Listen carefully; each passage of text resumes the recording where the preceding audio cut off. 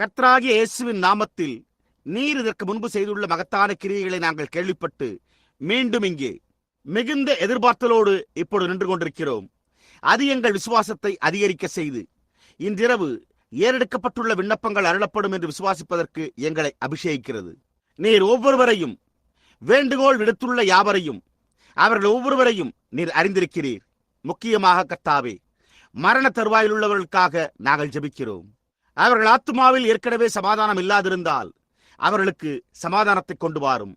அவர்களுடைய சரீரங்களுக்கு சுகத்தை கொண்டு வாரும். கர்த்தாவே, இதை அருளும்.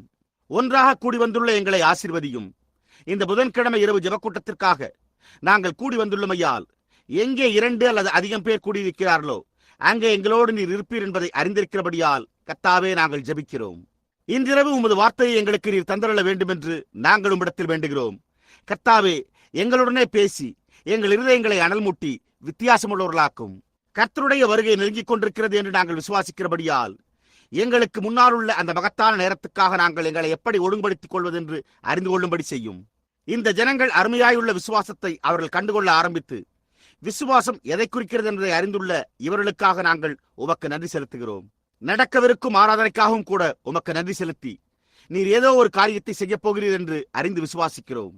கர்த்தாவே, நீர் பண்டைய நாட்களில் செய்தது போல செய்வீர் என்னும் எதிர்பார்க்குதலோடு நாங்கள் காத்துக்கொண்டும் நீர் வானத்தின் பலகணிகளை திறந்து தேவன் கடைசி காலத்திற்கென வாக்களித்துள்ள வாக்குத்தத்தங்களை ஊற்றுவதற்கு நேரம் நெருங்கிவிட்டது என்று விசுவாசிக்கிறோம். இப்பொழுது தேசங்கள் அனைத்திலும் உள்ளவர்களோடு நீர் இருக்க வேண்டும் என்று நாங்கள் உம்மை வேண்டிக் கொள்கிறோம். இன்றைக்கு உலகத்தின் பல்வேறு பாகங்களில் உள்ளவர்களின் தேவைகளை குறித்து நாங்கள் கேள்விப்பட்டோம். கர்த்தாவே, அவர்களுடைய விண்ணப்பங்களை அவர்களுக்கு அருளி செய்யும். உலகின் பல்வேறு பாகங்களில் இந்த மகத்தான காரியத்தை எதிர்நோக்கி உள்ளவர்கள் தேவனுடைய மகத்தான கரம் உலகம் முழுவதும் அசைவதை காணும்படி நாங்கள் ஜெபிக்கிறோம். எங்கள் பாவங்களை எங்களுக்கு மன்னியும். கர்த்தாவே, உமது ஆவியினாலும் உமது வார்த்தையினாலும் எங்களை சிற்றித்து நாங்கள் எங்களை ஒழுங்குபடுத்திக் கொண்டு கீழ்ப்படிதலுள்ள ஊழியர்களாய், தேவனுடைய சித்தத்தில் கீழ்ப்படிதலுள்ள ஊழியர்களாய் இருக்க செய்யும்.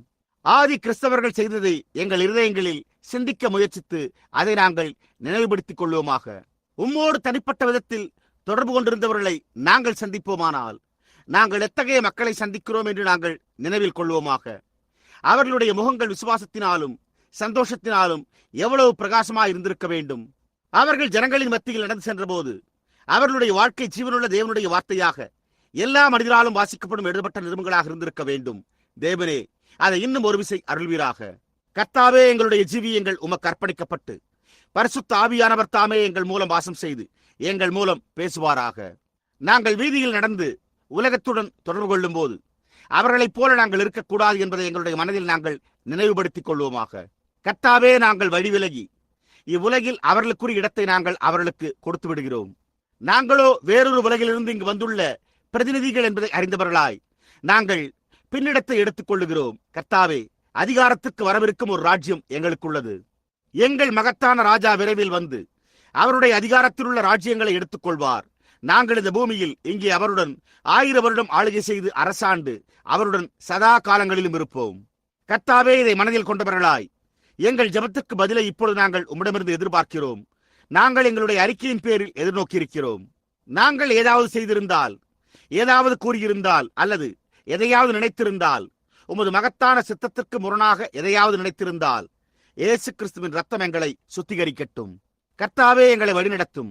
இன்றிரவு அந்த சகோதரி அவளும் அவளுடைய கணவனும் சிக்காகோவுக்கு சென்று கொண்டிருப்பதாக கூறினபடியால் தேவனாகிய கர்த்தாவே, அவர்களை வழிநடத்தி அவர்களை நீர் உபயோகிக்க சித்தமுள்ள இடத்திற்கு கொண்டு சென்று எங்கள் கர்த்தராகிய இயேசுவை அறியாமல் இருளில் தடுமாறிக் கொண்டிருப்பவர்களுக்கு அவர்கள் வெளிச்சமாக அமைந்திருக்கும்படி செய்வீராக.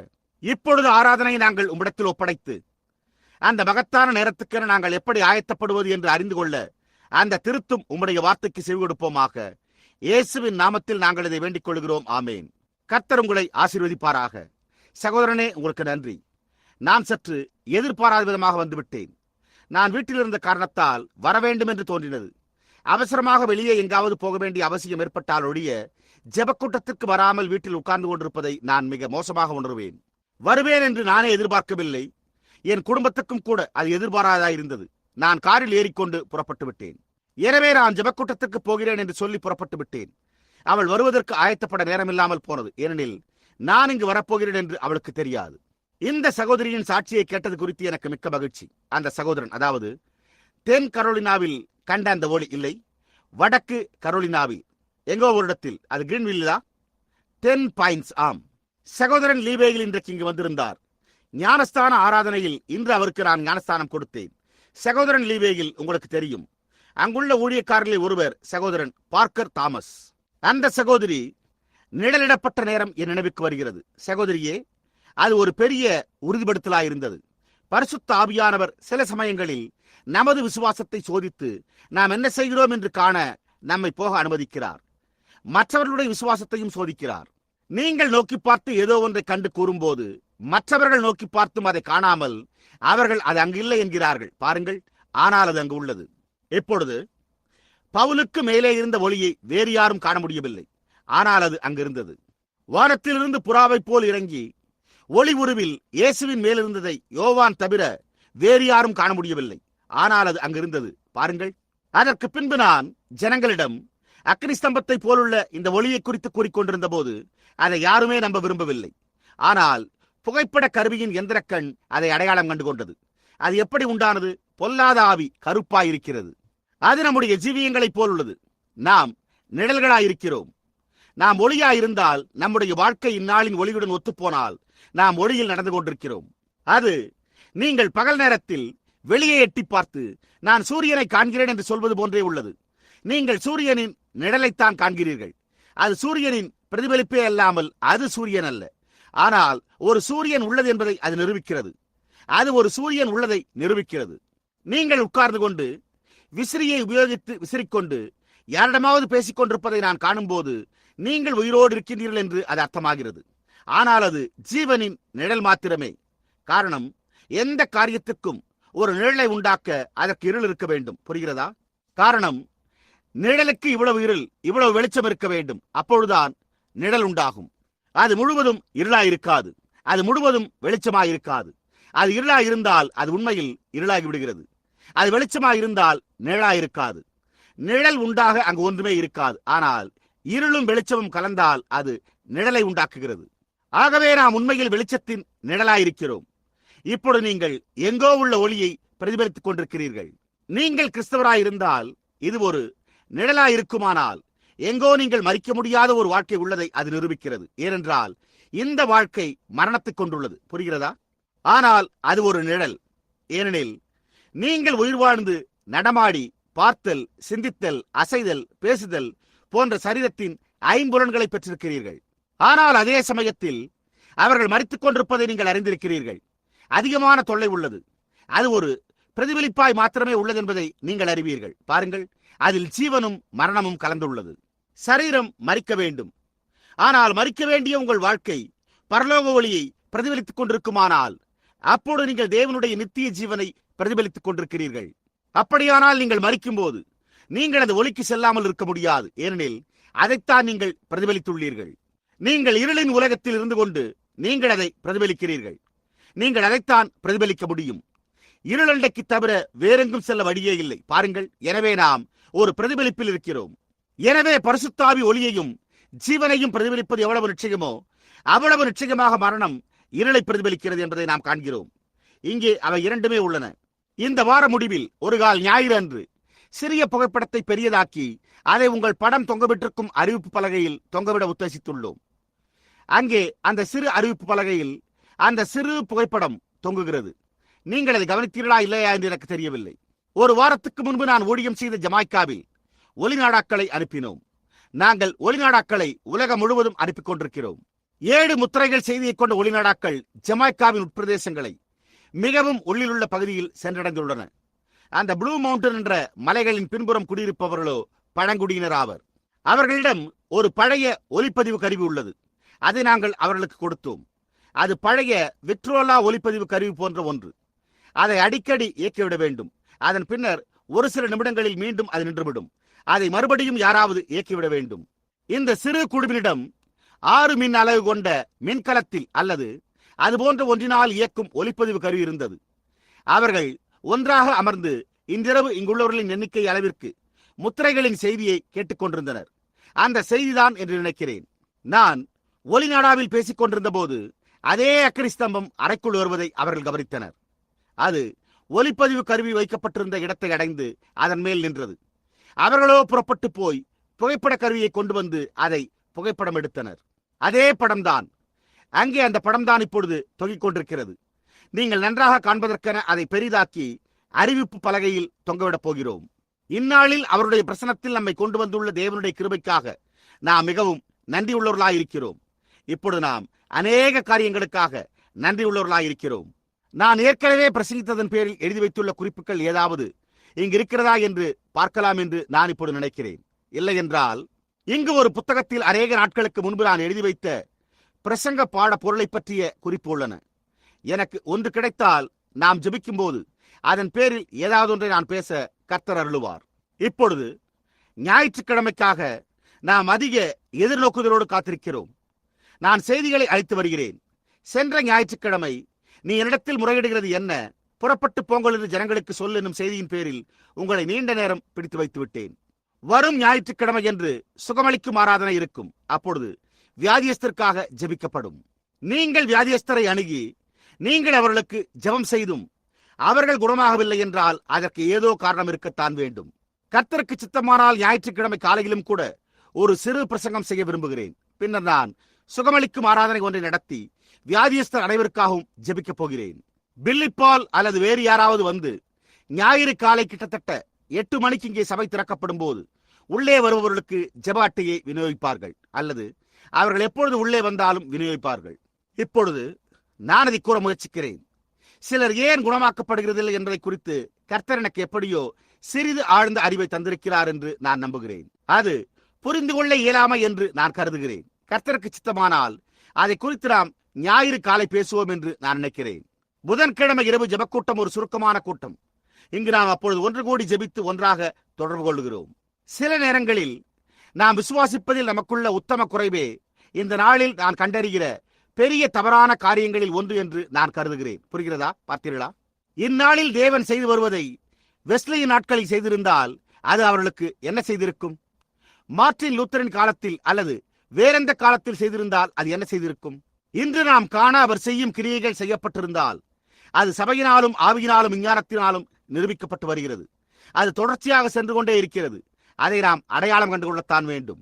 ஒன்று நிறைவேறுவதற்கு முன்பு தேவனுடைய வார்த்தை இங்கே பிரகடனம் செய்து அதை முன்னுரைக்கிறது. இவ்விதமாய் தொடர்ச்சியாக நடந்து தீர்க்க தரிசனம் உரைத்து அவர் கூறியுள்ளது அப்படியே நிறைவேறி வருகிறது என்பதை காண்பிக்கிறது. அதே சமயத்தில் நமக்கு இன்னும் சந்தேகம் உள்ளது போல் அதை குறித்து சிரத்தையற்றவர்களாக இருக்கிறோம். ஒரு காலம் என்னை குறிக்கிறதா, அல்லது சபை முழுவதையும் குறிக்கிறதா, அல்லது அதில் நான் உண்மையாக சேர்க்கப்பட்டிருக்கிறேனா என்று வியக்கிறோம். ஞாயிறு அன்று காலை நமக்கு சிறிது உற்சாகமூட்டும் சில கொள்கைகளை குறித்து பேசலாம் என்றிருக்கிறேன். இன்றிரவு இந்த ஒன்றை நான் கண்டு அது என் கவனத்தை செலுத்தினேன். இங்கு நான் வருவதற்கு முன்பு சகோதரன் நெவில் என்னை கண்டவுடன் நீங்கள் பேசுங்கள் என்று சொல்லிவிட்டு உட்கார்ந்து கொண்டால் என்ன செய்வது என்று எண்ணினேன். புரிகிறதா? எனவே நான் ஒரு சில வேதவாக்கியங்களை நான் எழுதி வைத்துக் கொள்வது நல்லது என்று கருதினேன். காரணம், அவர் மிகவும் ஒரு அருமையான சகோதரன் என்பதை நான் அறிவேன். அவரை நாம் பாராட்டுகிறோம். வார்த்தையின் பேரில் நாம் ஜெபிப்பதற்கு முன்பு ஒரு சகோதரனை உங்களுக்கு அறிமுகம் செய்து வைக்க விரும்புகிறேன். அவருடைய பெயர் எனக்கு நேரத்தில் மறந்துவிட்டது. அவர்கள் 2 பேர். அவர்கள் எனக்கு அருமையான நண்பர்கள். அவர்கள் வெளிநாடுகளுக்கு சென்று ஊழியம் செய்கிற ஊழியர்களாய் சுவிசேஷர்களாய் இருக்கிறார்கள். அவர்கள் இந்த செய்தியினை ஒலிநாடாக்களில் கேட்டனர். அதன் பின்னர் அவர்கள் வெவ்வேறு ஸ்தாபன சபைகளை விட்டு வெளிவந்தனர். 2 இளைஞர்கள். ஒருவர் மிகவும் சிரத்தை கொண்டு அண்மையில் கூட்டம் முடிவு பெறும் தருணத்தில் விமானம் மூலம் டூசானை வந்தடைந்தார். அப்பொழுது நான் வர்த்தகரின் காலை உணவு கூட்டத்தில் இருந்தேன் என்று நான் நினைக்கிறேன். இந்த இளைஞர் மிகவும் அருமையான இளைஞன் அங்கு வந்தடைந்தார். இவர்கள் கான்சாஸ் நகரத்தை சேர்ந்தவர்கள். நான் அவர்கள் விவாகத்தை நடத்தி வைக்க வேண்டும் என்பதற்காக இவர்கள் தொலை தூரத்திலிருந்து வந்துள்ளனர். அதை நான் மெச்சுகிறேன். தேவன் என் ஜெபத்தை கேட்டு அதற்கு உத்தரவு அருளுகிறார் என்னும் விசுவாசத்தை ஜனங்கள் போதிய அளவு பெற்றுள்ளதற்காக இவ்வாழ்க்கையை இவ்வாறு தொடரவிருக்கும் இந்த இளைஞர்கள், அவர்களுக்கு நான் விவாகம் செய்து வைக்க வேண்டும் என்று அவர்கள் நேற்று வந்தபோது அவர்களுக்கு இரத்த பரிசோதனை செய்யப்பட்டிருந்த போதிலும் இந்தியானா நாட்டு சட்டத்தின்படி அவர்கள் விவாகம் ஆவதற்கு முன்பு 3 நாட்கள் இங்கு தங்கியிருக்க வேண்டும் என்பதை அறிந்து கொண்டனர். எனவே வெள்ளி காலை வரைக்கும் அவர்கள் விவாகம் செய்து கொள்ள முடியாது. அங்கு மூலையில் உட்கார்ந்து கொண்டிருக்கும் அந்த சகோதரன் எழுந்து நின்று அவர் யார் என்றும் அவருக்கு பக்கத்தில் உள்ள அவருடைய அழகிய பெண்ணும் அதற்கு பக்கத்தில் உள்ள சகோதரனும் யார் என்பதை கூறும்படி கேட்டுக்கொள்கிறேன். உங்களுக்கு மிக்க நன்றி. கர்த்தராகிய இயேசுவின் ஊழியத்தில் உள்ள இந்த இளம் பிரதிநிதிகளை நாங்கள் நிச்சயமாகவே வாழ்த்தி தேவனுடைய ஆசீர்வாதங்கள் அவர்கள் மேல் துரிதமாய் பொழிய வாழ்த்துகிறோம். கர்த்தர் எப்பொழுது வருவார் என்று வியந்து அவருடைய வருகைக்காக நான் காத்திருக்கும் நேரத்தில் இளைஞர்களும் இளம்பெண்களும் கிறிஸ்துவை சேவிக்க வேண்டும் எனும் நோக்கத்தை தங்கள் இருதயத்தில் கொண்டவர்களாய் இப்படி எழும்புவதை காணும்போது அது என்னை மெய்சிலிர்க்க வைக்கிறது. என் சகோதரனே, சகோதரியே, கர்த்தர் உங்களை அபரிமிதமாக ஆசீர்வதிப்பாராக. என் வாழ்க்கையில் நான் இதுவரைக்கும் பிரசங்கம் செய்யாத சிறு நிருபத்தண்டை நாம் இப்பொழுது திருப்புவோமாக. அதாவது ஒரே ஒரு அதிகாரமாய் உள்ள பிலமோனுக்கு எழுதிய நிருபம். என் உச்சரிப்பு சிறிது அயர்லாந்து நாட்டினரின் உச்சரிப்பு. அது மட்டுமல்ல, என்னுடைய 2 கீழ்ப்பற்கள் கம்பியை கொண்டு கட்டப்பட்டு அதனிடத்தில் பொருத்தப்பட்டுள்ளது. எனவே நான் சில நேரங்களில் இந்த பெயர்கள் எப்படி உச்சரிக்கப்பட வேண்டும் என்று நான் அறிந்திருந்தும் கூட என்னால் சரியாக உச்சரிக்க முடிவதில்லை. சில நேரங்களில் கல்வி குறைவின் காரணமாக அவைகளை சரியாக உச்சரிக்க முடிவதில்லை. எனவே பிலேமோன் என்று பின்னால் உள்ள யாரோ ஒருவர் கூறினார். அதுதான் உண்மையிலேயே சரியான உச்சரிப்பாய் இருக்கிறது என்று நான் நினைக்கிறேன். இப்பொழுது 1ஆம் வசனம். நான் அந்த வசனத்திலிருந்து 1 அல்லது 2 வார்த்தைகளை பேச எடுத்துக்கொள்ள விரும்புகிறேன். கிறிஸ்து இயேசுவின் நிமித்தம் கட்டப்பட்டவனாயிருக்கிற பவுல்.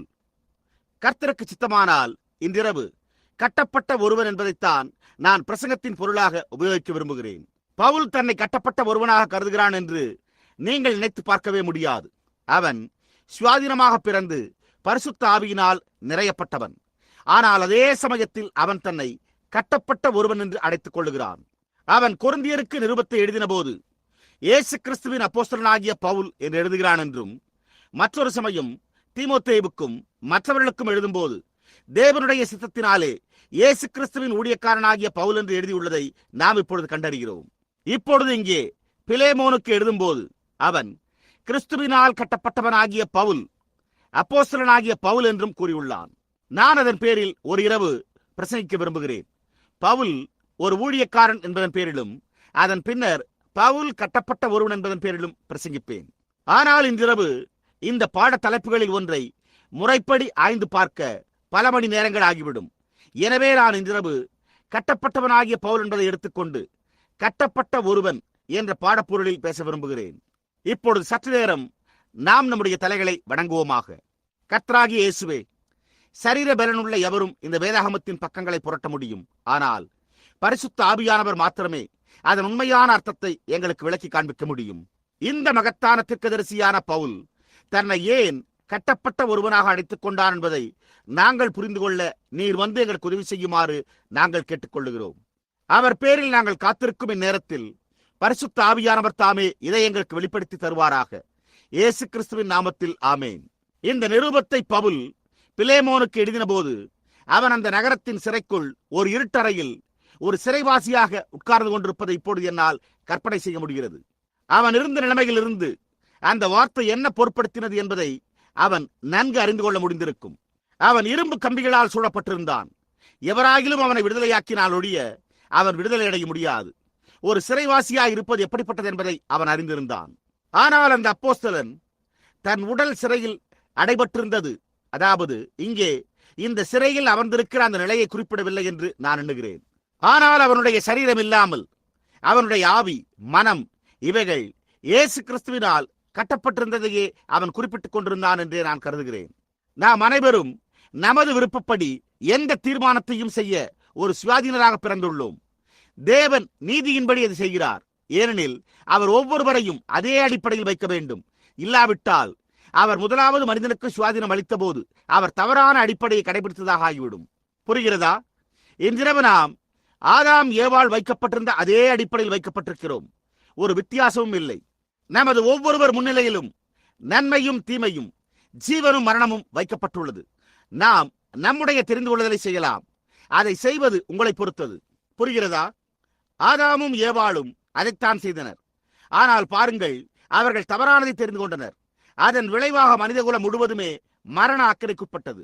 அதன் பிறகு தேவன் மனித உருவில் இறங்கி வந்து மரணத்தை ஏற்று மரணத்துக்கான கிரயத்தை செலுத்தி மரணத்துக்கு கீழ்ப்பட்டிருந்த தம்முடைய பிரஜைகளை அதிலிருந்து விடுதலையாக்க விரும்பினவர்களை விடுதலையாகும்படி செய்தார்.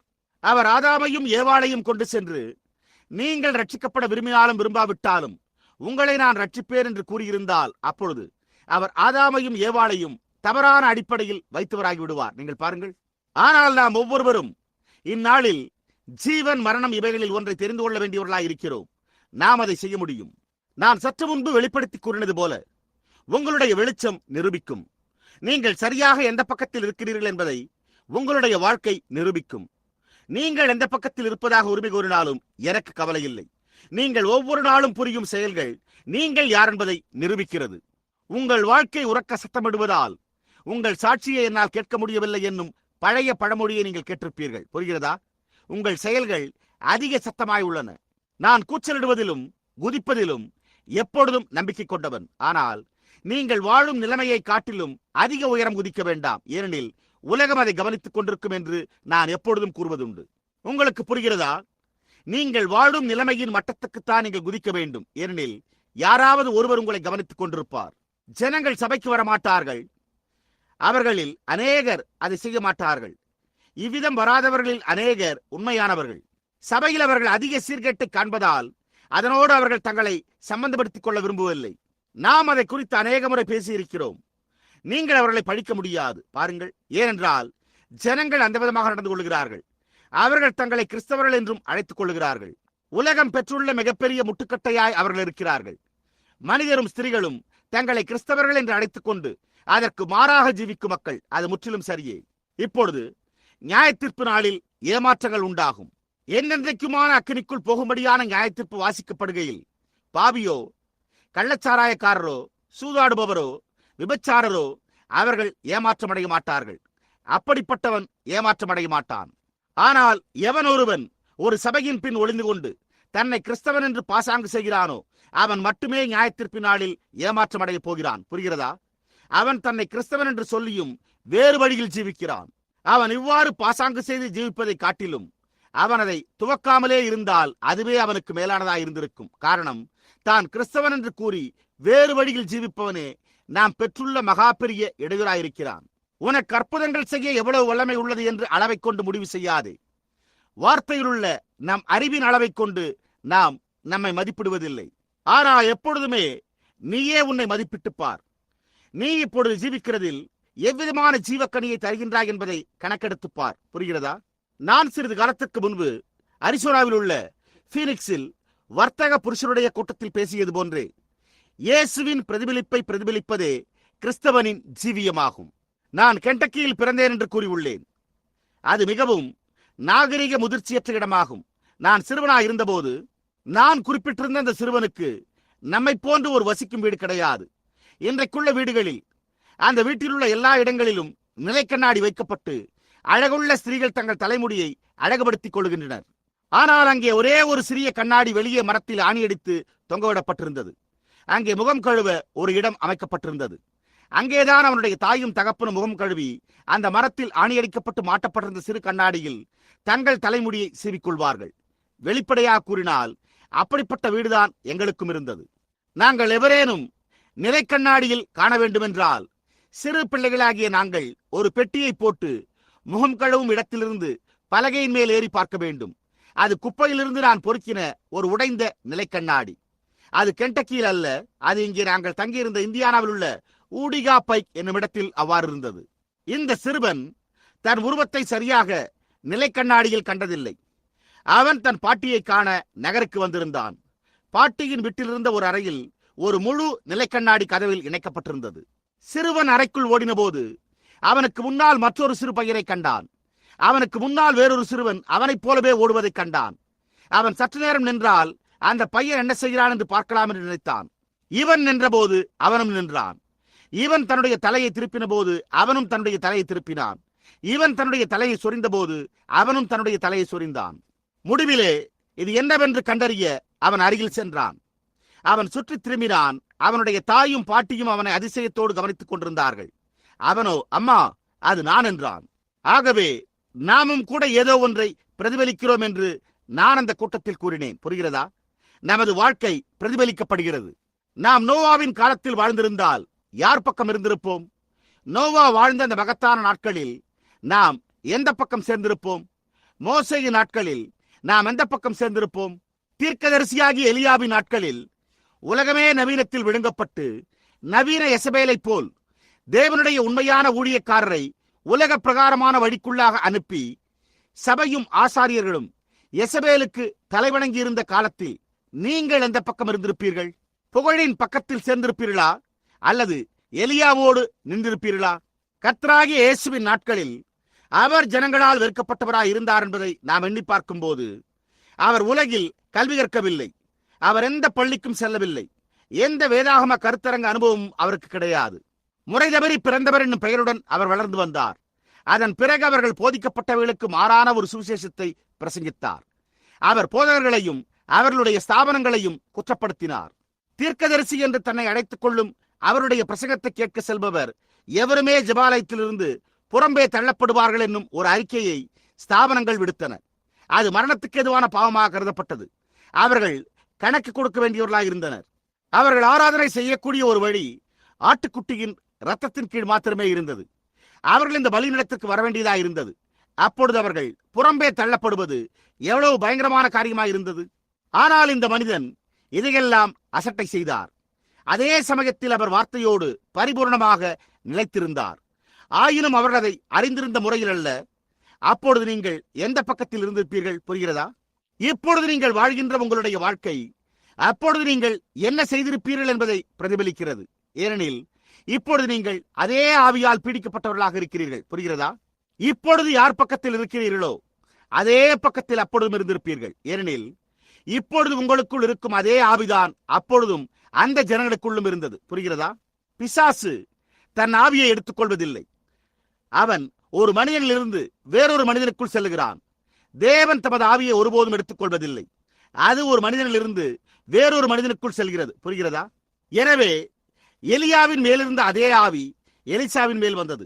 அது யோவான் சானானின் மேல் வந்து தொடர்ச்சியாக வந்து கொண்டிருக்கிறது. கிறிஸ்துவின் மேலிருந்த பரிசுத்தாவி சீஷர்களின் மேல் வந்து இப்படி வழிவழியாக இப்பொழுதும் ஜனங்களின் மேல் தங்கியுள்ளது. உங்களுக்கு புரிகிறதா?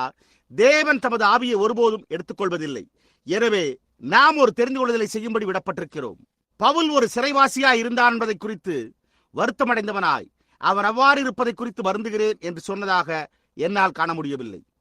ஆனால் அவன் தன்னை குறித்த நிலையை குறிப்பிடும் போது, பவுல் இந்த நிருபத்தை அவன் எழுதுகோலினால் எழுதின போது பரிசுத்த ஆவியானவரே அவன் அப்படி எழுதும்படி செய்தார் என்று நான் நினைக்கிறேன். அதன் விளைவாக இன்றிரவு வரைக்கும் அந்த பொருளை நாம் தெரிந்து கொண்டு பவுல் ஏன் அப்படி எழுதினான் என்பதை காண்பிக்க முடிகிறது. ஏனெனில் அது வேதபூர்வமானது. வேதபூர்வமான எதுவும் நித்தியமானது. இந்த பழைய சிறையின் இருட்டறையில் உட்கார்ந்து கொண்டு அவன் இயேசு கிறிஸ்துவினால் கட்டப்பட்டவன் என்று தன் சக ஊழியக்காரனான சகோதரனுக்கு எழுதினான் என்று நான் நினைக்கிறேன். எனவே அவனை சுற்றிலும் இருந்த சூழ்நிலையை அவனால் வெளிப்படுத்த முடிந்தது. அவன் சிறையில் இருந்தான். ஆனால் அவன் அதை குறித்து இந்த கிறிஸ்துவின் ஊழியக்காரனிடம், தன் உடன் ஊழியக்காரனிடம் கூறவில்லை. அவன் இயேசு கிறிஸ்துவின் வார்த்தைக்கு கட்டப்பட்ட ஒருவனாய் இருந்தான் என்பதையே குறிப்பிடுகிறான். ஏனெனில் கிறிஸ்துவே வார்த்தையாயிருக்கிறார். பவுல் தன் காலத்தில் சிறந்த மேதையாக இருந்தான். அவனுக்கு பெரியவனாக வேண்டும் என்னும் ஆவல் குடிகொண்டிருந்தது. அவன் சிறந்த மேதைகளிடம் கல்வி பயின்றான். கமாலியேல் என்னும் பெயருடைய ஒரு சிறந்த ஆசான் அவனுடைய நாட்களில் இருந்தான். அவன் அக்காலத்தில் மிக சிறப்பாக விளங்கிய ஒரு பள்ளிக்கு சென்றான்.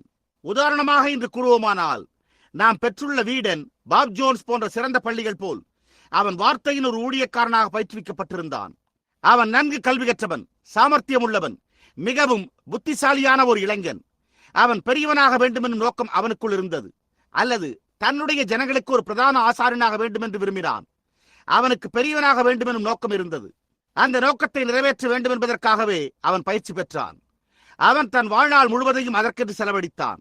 ஒரு கால் கிட்டத்தட்ட 8 அல்லது 10 வயது தொடங்கி 30 அல்லது 35 வயது வரைக்கும் பயின்று கல்லூரி படிப்பை முடித்து அவனுடைய எல்லா பட்டங்களையும் மற்ற ஒவ்வொன்றையும் பெற்றிருப்பான். அவன் அக்காலத்து குருமார்களின் சார்பில் இருந்தான். அவன் எருசலேமில் இருந்த பிரதான ஆசாரியனிடமும் பட்சமாயிருந்தான். அவன் தனிப்பட்ட கட்டளைகளை அவரிடமிருந்து பெற்றான். அது எழுதப்பட்டு நம்பத்தகுந்த இந்த மகத்தான சவுலிடம் அவன் தமஸ்குவுக்கு சென்று அவனுடைய கருத்துக்கு மாறான விதத்தில் தேவனை ஆராதிப்பவர்களை கட்டி சிறையில் அடைக்க ஒப்படைக்கப்பட்டிருந்தது. தேவைப்பட்டால் அவன் விரும்பினால் அவர்களை கொல்லவும் அவன் அதிகாரம் பெற்றிருந்தான். அவனுக்கு பெரியவனாக வேண்டுமெனும் நோக்கம் இருந்தது. அதற்காக அவன் பெற்ற பயிற்சி அனைத்தும் தேவன் எல்லாவற்றையும் அவனை விட்டு எடுத்து போட்டார். பார்த்தீர்களா? அவனுடைய நோக்கம், அதை நிறைவேற்ற அவன் தந்தை அவனுக்கு செலவு செய்த தொகை, அவன் தாய் தந்தை அவன் பெரியவனாக வேண்டுமென்று கொண்டிருந்த நோக்கம் இவையெல்லாம் அவனை விட்டு நீக்கப்பட்டது. ஏனெனில் தேவன் அவனுக்காக வேறொன்றை வைத்திருந்தார். எனவே அவன் வாழ்க்கையில் கொண்டிருந்த குறிக்கோள்களுக்கு கட்டப்பட்டவனாக இருப்பதை தவிர்த்து வார்த்தையாகி இயேசு கிறிஸ்துவுக்கு கட்டப்பட்டவனாக மாறினான்.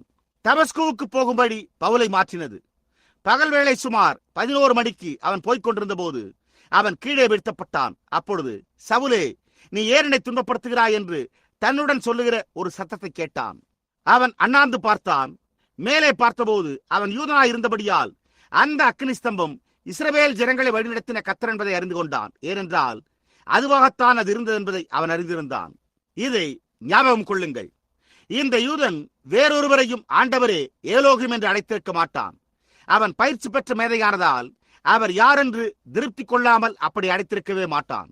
அவன் அண்ணாந்து பார்த்தபோது தன் ஜனங்களை வனாந்திரத்தில் வழிநடத்தின இந்த ஒளியை, ஒரு அக்கினி ஸ்தம்பத்தை அவன் கண்டான். அவன் உடனே, ஆண்டவரே ஏலோகிம், ஆண்டவரே என்று ஆங்கிலத்தில் பெரிய இடத்தில் உள்ளது, ஆண்டவரே நீர் யார் என்றான். அவர் இயேசு நானே என்று கூறின போது வேத சாஸ்திரம் படித்திருந்த இவனுக்கு எவ்வளவு ஆச்சரியமாக இருந்திருக்க வேண்டும். அவன் யாருக்கு விரோதமாக இருந்தானோ அவர். என்ன ஒரு திருப்பம்!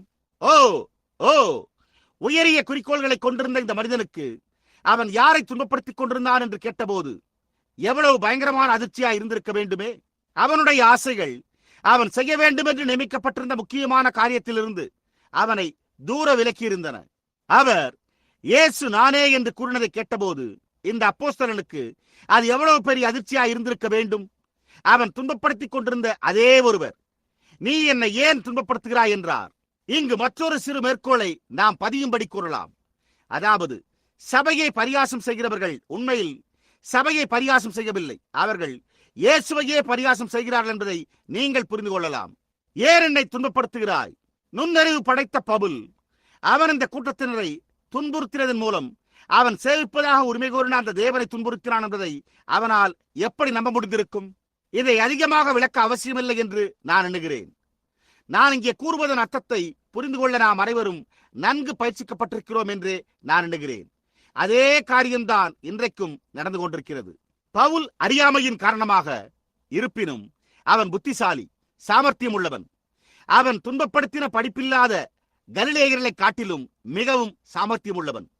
இவர்கள் தங்கள் தாழ்மையில் கர்த்தரான இந்த மனிதனை ஏற்றுக்கொண்டனர். ஆனால் பவுலோ அதிகம் படித்தும் நுண்ணறிவு படைத்திருந்தும் கூட அவனால் அதை ஏற்றுக்கொள்ள முடியவில்லை. தமஸ்குவுக்கு போகும் வழியில் அது அவனுக்கு எத்தகைய திருப்பமாய் இருந்திருக்கும். அவன் குருடாக்கப்பட்டிருந்தான். எனவே அவனால் தன் கட்டளையை நிறைவேற்ற முடியவில்லை. ஆனால் அவன் நேர்த்தெரு எனப்பட்ட தெருவுக்கு அழைத்து செல்லப்பட்டான். அங்கு ஒருவருடைய வீடு இருந்தது. அப்பொழுது அனனியா என்னும் பெயருடைய ஒரு தீர்க்கதரிசி அவனை அங்கு சந்தித்தான். பவுல் வருவதை அவன் ஏற்கனவே தரிசனத்தில் கண்டிருந்தான். அவன் இருந்த இடத்தை இவன் அடைந்து உள்ளே சென்றான். அப்பொழுது அவன், சகோதரனாகிய சவுலே, நீ வந்த வழியில் உனக்கு தரிசனமான கர்த்தர் நீ பார்வையடையும்படிக்கும் பரிசுத்த ஆவியினால் நிரப்பப்படும்படிக்கும் உன்மேல் கைகளை வைக்கும்படி என்னை அனுப்பினார் என்றான். அவன் எங்கே இருந்தான் என்று பாருங்கள். அது பவுலுக்கு எப்படிப்பட்ட ஒரு காரியமாக இருந்திருக்க வேண்டும். புரிகிறதா? அவன் செய்வதற்காக பெற்ற பயிற்சி அனைத்தும் எதிர்மாறாய் போய்விட்டது. எனவே அவனுடைய கல்வி அனைத்தும் அவனுக்கு ஒன்றுமில்லாமல் போய்விட்டது. அவனுக்கு ஒரு அனுபவம் உண்டானது என்று அவன் அறிந்து கொண்டான். இது இங்கு நமக்கு மற்றொரு பாடமாய் உள்ளது. அதாவது, அனுபவம் மாத்திரம் போதாது, அது கர்த்தருடைய வார்த்தையின்படி உள்ள அனுபவமாக இருக்க வேண்டும். எனவே அவன் அதை கண்டு அது அவனுக்கு முன்பிருந்த மற்றவர்கள் பெற்ற மகத்தான ஒன்று என்பதை அறிந்து அரபி தேசத்து பாலைவனத்தில் 3 வருடம் 6 மாதங்கள் செலவழித்து அப்பொழுதிருந்த வேதமான பழைய ஏற்பாட்டை எடுத்துக்கொண்டு அங்கு சென்று இது வேதபூர்வமானதா என்று அவன் கொண்டிருந்த அனுபவத்தோடு அதனை ஒப்பிட்டு பார்த்தான். அவன், அது ஒரு சிறு சம்பவம் என்று நான் இருக்கிறேன், நான் அறிவாளிகளையே பின்பற்றுவேன் என்று கூறி சென்று விட்டிருந்தால் என்னவா இருந்திருக்கும்? அவன் ஏதோ ஒன்றுக்கு கட்டப்பட்டவனாக ஒரு சிறைவாசியாக வேண்டியிருந்தது. எனவே அவன் ஒப்பிட்டு பார்த்த பிறகு முன்னடையாளங்களை உபயோகித்து எபிரேயர் நிருபத்தை எழுதினான் என்பதில் வியப்பொன்றுமில்லையே. பார்த்தீர்களா? 3.5 வருட காலமாக அவன் அங்கு வார்த்தையில் கிடந்திருந்து அவனை அழைத்த அதே தேவன் அவனுடைய அறிவு அனைத்தையும் மாற்றுவதைக் கண்டான். அவனுடைய சிந்தனை அனைத்தும் அவன் எதுவாக இருக்க பயிற்சி பெற்றிருந்தானோ அவை அனைத்தையும், அவனுடைய நோக்கம் அனைத்தும் அவனை விட்டு துடைத்து எடுத்து போட்டார். அவன் கட்டப்பட்டவனானான். தேவனுடைய அன்பு மிக அதிகமாக இருந்து வெளிப்பாட்டை பெற்றபோது அவனால் அதிலிருந்து விலகிச் செல்ல முடியவில்லை. தேவனை சந்திக்கும் ஒவ்வொரு உண்மையான விசுவாசியின் அனுபவமும் அதுவே. நீங்கள் பெரிய ஒன்றுடன் தொடர்பு கொள்ள நேரிடும் போது நீங்கள் மற்றெல்லாவற்றையும் விட்டு அதற்கு கட்டப்பட்டவர்களாகி விடுகிறீர்கள். புரிகிறதா? மற்றெல்லாவற்றிலிருந்தும் நீங்கள் விலகி இதற்கு உங்களை கட்டப்பட்டவர்களாக்கி விடுகிறீர்கள். ஒருமுறை இயேசு, பரலோக ராஜ்யம் ஒரு விலையுயர்ந்த முத்தை வாங்கும் வியாபாரிக்கு ஒப்பாயிருக்கிறது. அவன் அந்த விலையுயர்ந்த முத்தை கண்டு தனக்குண்டான எல்லாவற்றையும் விற்று அந்த முத்தை கொள்ளுகிறான் என்று கூறி வெளிப்படுத்தினார். அந்த விதமாகத்தான் இங்கு உள்ளது. உங்களுக்கு அறிவில் விளைந்த கருத்து உள்ளது. உங்களுக்கு ஒரு வேதசாஸ்திர அனுபவம் உள்ளது. ஆனால் நீங்கள் உண்மையானதை கண்டுகொள்ளும் நேரம் வரும்போது நீங்கள் எல்லாவற்றையும் விட்டுவிட்டு அதற்குள் நுழைந்து மறைத்துக் கொள்ளுகிறீர்கள். அது என்னவா இருந்தது என்று பவுல் அறிந்திருந்தான். அவன் ஏதோ ஒன்றுக்குள் சேணம் பூட்டப்பட்டிருந்தான் என்று அவன் அறிந்து கொண்டான். நாம் ஏதோ ஒன்றை இழுக்க நாம் ஒரு குதிரைக்கு சேணம் பூட்டிக் கொண்டு வருவது போலே ஆகும். பவுல் தான் பெற்ற அனுபவத்தை 3.5 வருட காலமாக வேதத்துடன் ஒப்பிட்டு பார்த்த பிறகே அறிந்து கொண்டான்.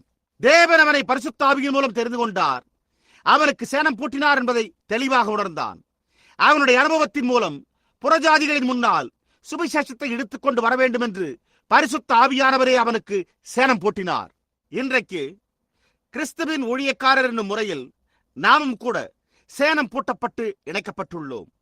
எனவே நாம் தனியாக செல்ல முடியாது.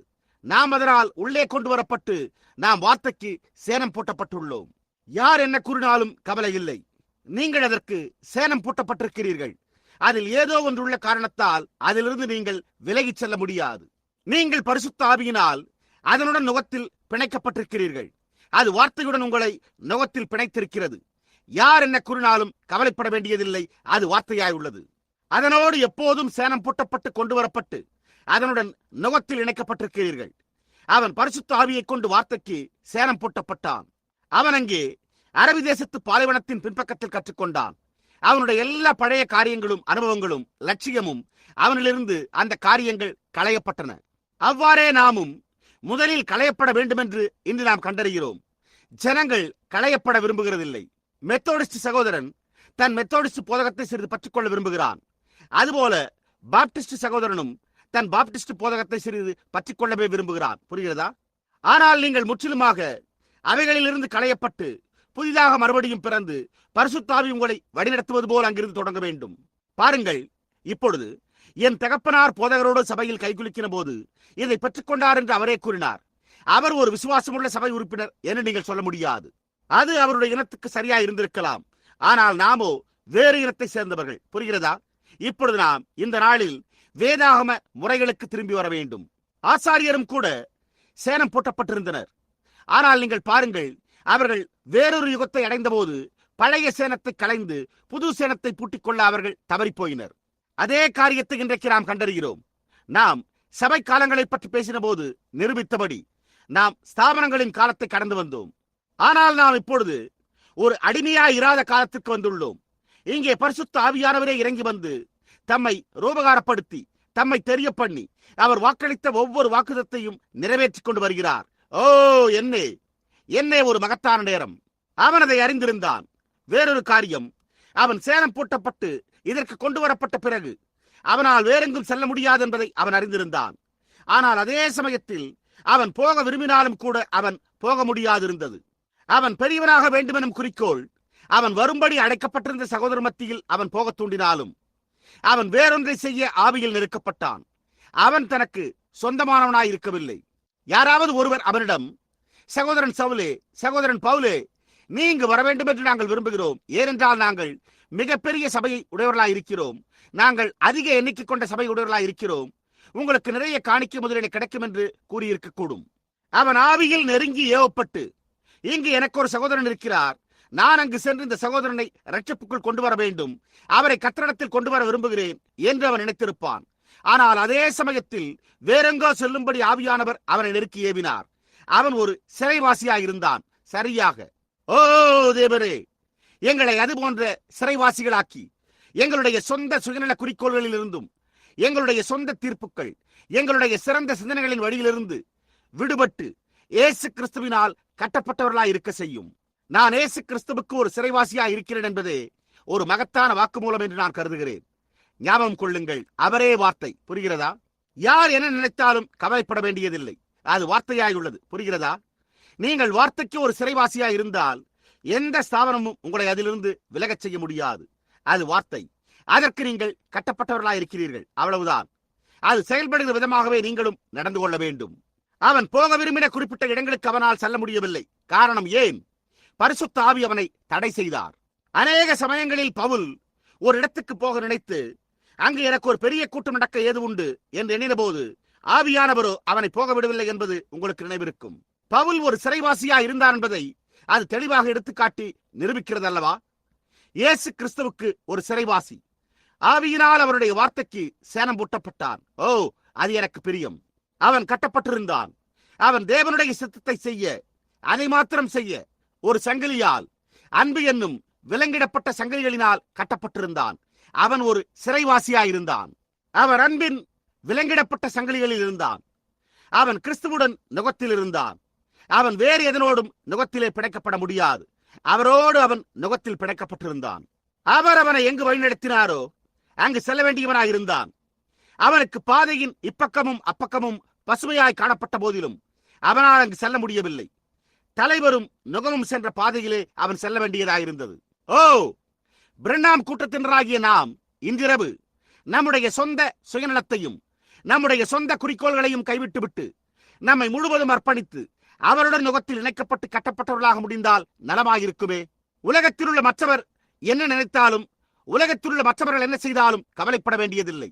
நாம் அன்பின் சங்கிலிகளினால் நுகத்தில் பிணைக்கப்பட்டிருக்கிறோம். நாம் சிறைவாசிகளாயிருக்கிறோம். என் கால் கிறிஸ்துவுடன் பிணைக்கப்பட்டுள்ளதால் அது நடனமாடாது. நவீன அரை நிர்வாணிகளை நான் தெருவில் காணும் போது அது என் தலையை வேறு பக்கமாக திருப்பும் அளவிற்கு என் கண்கள் கிறிஸ்துவோடு பிணைக்கப்பட்டுள்ளன. நான் இனிமேல் இந்த உலகத்தின் மேல் அன்பு கூற முடியாதபடி என் இருதயம் அன்பினால் அவருடன் பிணைக்கப்பட்டுள்ளது. என் குறிக்கோள் என்னவென்று கூட எனக்கே தெரியாத அளவிற்கு என் சித்தம் அவருடன் இணைக்கப்பட்டுள்ளது. கர்த்தாவே, என்னை நீர் எங்கு நடத்தினாலும் உம்மை பின்தொடர்ந்து செல்வேன். நான் ஒரு சிறைவாசியாக இருப்பேன். பார்த்தீர்களா? பவுல் சரியாக ஒரு சிறைவாசியாக இருந்தான். அவன் தவறான எந்த வாக்குமூலத்தையும் கூறிக்கொண்டிருக்கவில்லை. அவன் வார்த்தையின் பேரில் காத்திருக்க மீண்டும் பரிசுத்த ஆவியானவரால் பயிற்றுவிக்கப்பட்டிருந்தான். அவனுக்கு ஒரு வழியில் பயிற்சி அளிக்கப்பட்டிருந்தது. ஆனால் தேவன் அவனுக்கு வேறொரு வழியில் பயிற்சி அளித்திருந்தார். அவனுடைய குறிக்கோள் என்னவா இருந்த போதிலும் கவலைப்படாமல் அவன் கர்த்தர் பேரில் காத்திருக்க பரிசுத்த ஆவியினால் பயிற்றுவிக்கப்பட்டிருந்தான். பரிசுத்த ஆவியின் உதவியினால் நான் உங்களுக்கு ஒன்றை காண்பிக்கப் போகிறேன். பார்க்கலாமா?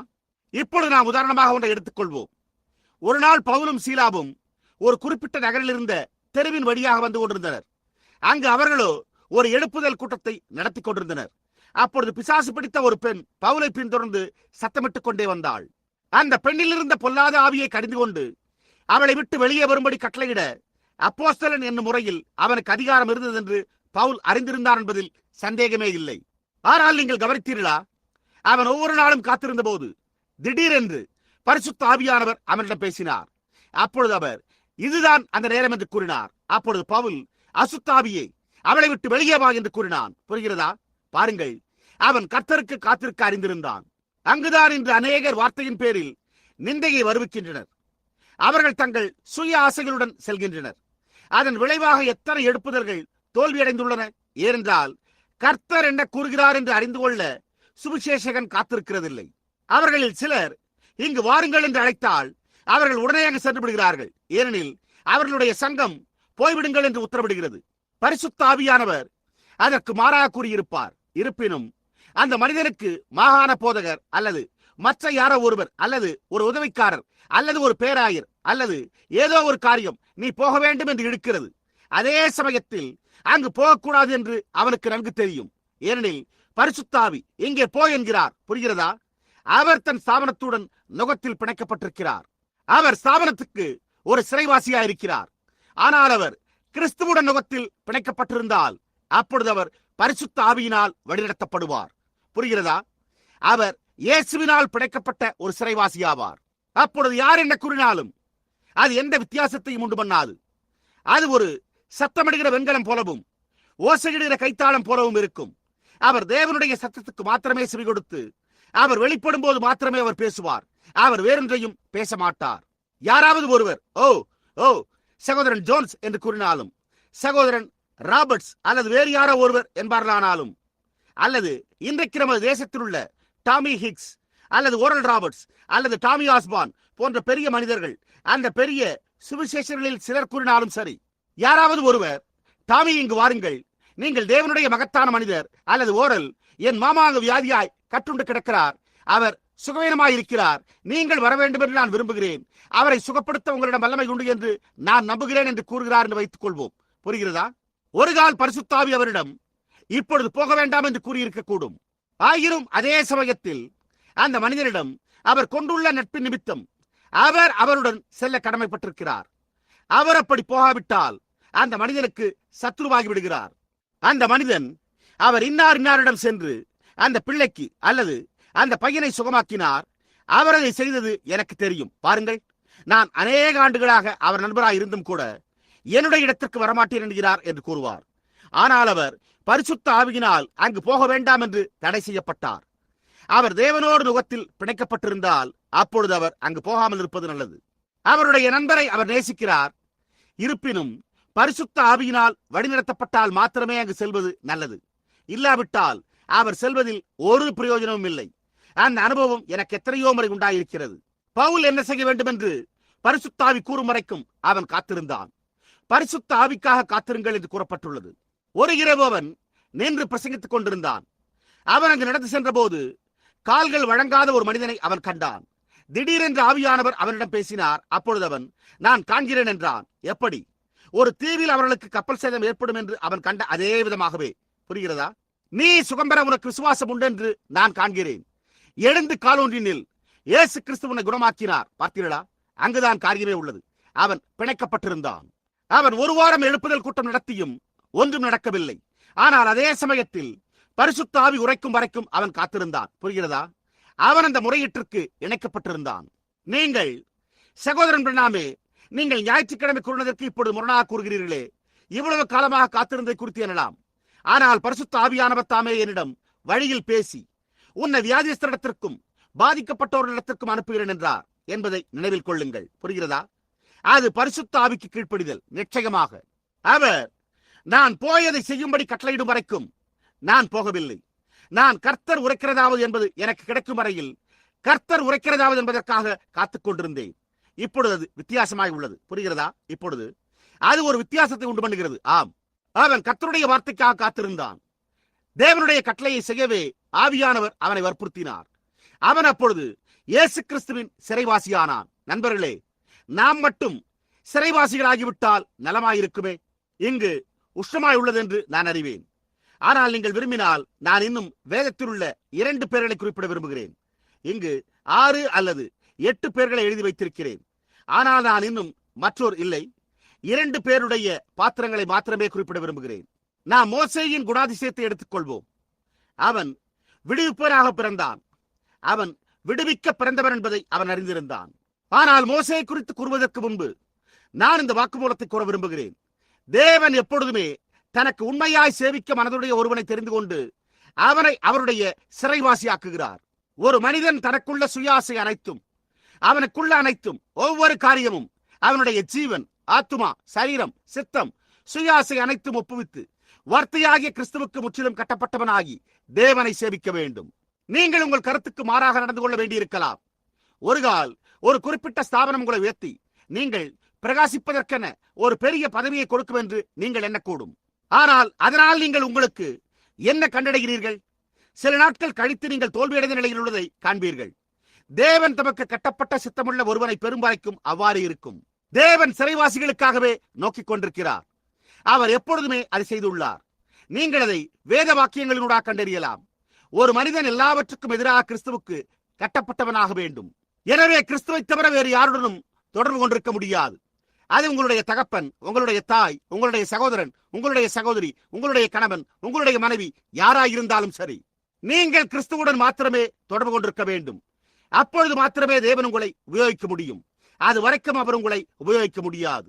சில சமயங்களில் நான் வெளியே செல்லும் போது ஜனங்களிடம் கடினமாக பேசுகிறேன். பாருங்கள், அவர்கள் எல்லாவற்றையும் விட்டுவிட வேண்டும் என்றே நான் கூற முயற்சித்துக் கொண்டிருக்கிறேன்.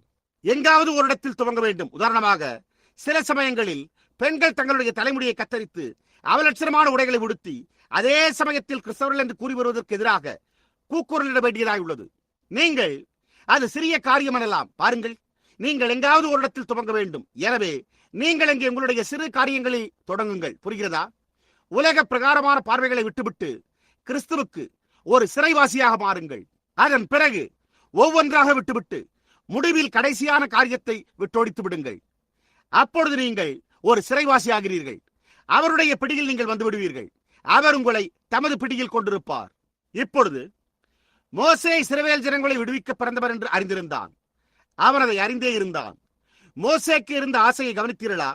அவனுடைய தாய் தான் அவருக்கு பால் கொடுக்கும் ஸ்திரியாக இருந்தாள் என்று அவள் கூறியிருந்ததை அறிந்திருப்பான். மோசே ஒரு குழந்தையாய் பிறந்தபோது அவனுடைய தாய், மோசே உனக்கு தெரியுமா, உன் தகப்பன் அம்ராமும் நானும் எப்பொழுதும் ஜெபம் பண்ணிக் கொண்டிருந்தோம் என்று கூறியிருப்பாள் என்பதில் சந்தேகமே இல்லை. மீட்கிறவன் ஒருவன் வருவதற்கான நேரம் வந்துவிட்டது என்று வார்த்தையை பார்த்து நாங்கள் அறிந்து கொண்டோம். அப்பொழுது நாங்கள், தேவனாகிய கர்த்தாவே, நாங்கள் அந்த மீட்கிறவனை காண விரும்புகிறோம் என்று ஜெபம் செய்தோம். ஒரு நாள் இரவு கர்த்தர் எங்களுக்கு தரிசனத்தில், நீ பிறப்பாய் என்றும் நீதான் மீட்கிறவனாய் இருப்பாய் என்றும் கூறினார். நாங்கள் ராஜாவினுடைய கட்டளைக்கு பயப்படவில்லை. ராஜா கூறினதற்கு நாங்கள் கவலை கொள்ளவில்லை. அப்பொழுது நீ மீட்கிறவனாக பிறந்திருக்கிறாய் என்று நாங்கள் அறிந்து கொண்டோம். மோசே, உன்னை நாங்கள் சரியான விதத்தில் வளர்க்க முடியாது என்று அறிந்தோம். அவர்கள் 400 ஆண்டுகளாக எகிப்தில் இருந்தனர் என்பதை ஞாபகம் கொள்ளுங்கள். புரிகிறதா? உனக்கு நாங்கள் சரியான காரியத்தை, சரியான கல்வியை கொடுக்க வேண்டும், சரியான பயிற்சி அளிக்க வேண்டும் என்று விரும்பினோம். எனவே நான் உன்னை ஒரு சிறு நாணப்பட்டியில் வைத்து நீல நதியில் மிதக்க விட்டேன். எப்படியோ எதிர்பாராத விதமாக நாணற்புள்ளின் வழியாக மைல் கணக்காக தள்ளிக்கொண்டே வந்து பார்வோனின் அரண்மனை பக்கமாக திருப்பிவிட்டேன். அங்கே பார்வோனின் குமாரத்தி, அங்குதான் அவள் குளிக்கும் இடம் இருந்தது. உனக்கு பால் கொடுக்க ஒரு ஸ்திரீ தேவைப்படும் என்று நான் அறிந்தேன். அந்த காலத்தில் உண்மையாகவே குழந்தைகளுக்கு பாலூட்ட பால் புட்டிகள் கிடையாது. எனவே அவர்கள் பால் கொடுக்கும் ஒருத்தியை அமர்த்த வேண்டியதாக இருந்தது. நான் மீரியாவை அங்கு அனுப்பினேன். அவள் அங்கு நின்று கொண்டு, பால் கொடுப்பவள் எங்கிருக்கிறாள் என்று என்னால் கண்டறிய முடியும் என்பது எனக்கு தெரியும் என்று சொல்லி என்னை அழைத்து சென்றாள். எல்லா கதவுகளும் அடைக்கப்பட்ட பிறகு மோசே என்று அழைத்து, தேரே, உனக்கு இப்பொழுதோ 16 வயதாகிவிட்டது. நீ பார்வோனின் குமாரனாக போகின்றாய். என்றோ ஒரு நாள் நீ ஜனங்களை விடுவித்து இங்கிருந்து கொண்டு செல்ல போகிறாய் என்றாள். மோசேயின் ஆசையோ அதிகமாக தொடங்கிவிட்டது. அம்மா, நான் படிப்பேன். என்னால் முடிந்த எல்லாவற்றையும் படிப்பேன். நான் என்ன செய்வேன் என்று உங்களுக்கு தெரியுமா? நான் எப்படி ஒரு ராணுவ வீரனாக இருக்க வேண்டும் என்றும், எப்படி இந்த ஜனங்களை மீட்டு இங்கிருந்து கொண்டு போவதென்று நான் படித்து அறிந்து கொள்வேன். நான் ஒரு பெரிய தளபதியாக, பேராயராக இருப்பேன். எனவே அதை எப்படி செய்வதென்று எனக்கு தெரியும். அப்பொழுது நான் அவர்களை வெளியே கொண்டு செல்வேன். நான் என்னுடைய தத்துவ மற்றும் இதர பட்டங்களை பெற்றுக் கொள்வேன். அதன் பின்னர் நான் அதை செய்வேன் என்றான். கத்தோலிக்க குருவானவர் பிதா சிரிக்வியை போல் அவருடைய புத்தகத்தை நீங்கள் படித்ததுண்டா? சரி, அவர் புராட்டஸ்டன்ட்களை அந்த மார்க்கத்திலிருந்து விடுவிக்க போய் அவரே புராட்டஸ்டன்ட் ஆகிவிட்டார் என்பதை நீங்கள் அறிவீர்களா? எனவே இந்த சிறந்த குருவானவர் சினிக்வி அநேக ஆண்டுகளுக்கு முன்பு அவர் எழுதின பிதா சினிக்வி என்ற புத்தகத்தை நீங்கள் வாங்கி படிக்க வேண்டும். அவர்கள் அவரை பிதா என்று அழைக்கிறார்கள். அவர் வெறுமன சகோதரன் சினிக்வி என்றுதான் அழைத்துக் கொண்டார். நாம் எந்த மனிதனையும் அந்த விதமாக பிதா என்று அழைக்கிறதில்லை. அவர் புராட்டஸ்டன்ட் மார்க்கம் தவறென்று நிரூபிக்கவும் அவர்கள் எல்லோரையுமே கத்தோலிக்கராக்க வேதாகமத்தை படித்தார் என்பதை நாம் கண்டறிகிறோம். அவர் வேதாகமத்தை படிக்க தொடங்கின போது பரிசுத்த ஆவியானவர் அவர் மேல் வந்தார். அப்பொழுது அவர் பரிசுத்த ஆவியை பெற்று அதன் பின்னர் அவர்களில் ஒருவரை போல் ஆகிவிட்டார். எனவே இதை கவனியுங்கள். மோசே எல்லா பயிற்சியும் பெற்றான். ஏனெனில் அவனுக்கு தெரியும், அவன் மிகவும் சாமர்த்தியசாலி, அதிக கல்வி கற்றவன், அதிக நுண்ணறிவு படைத்தவன்.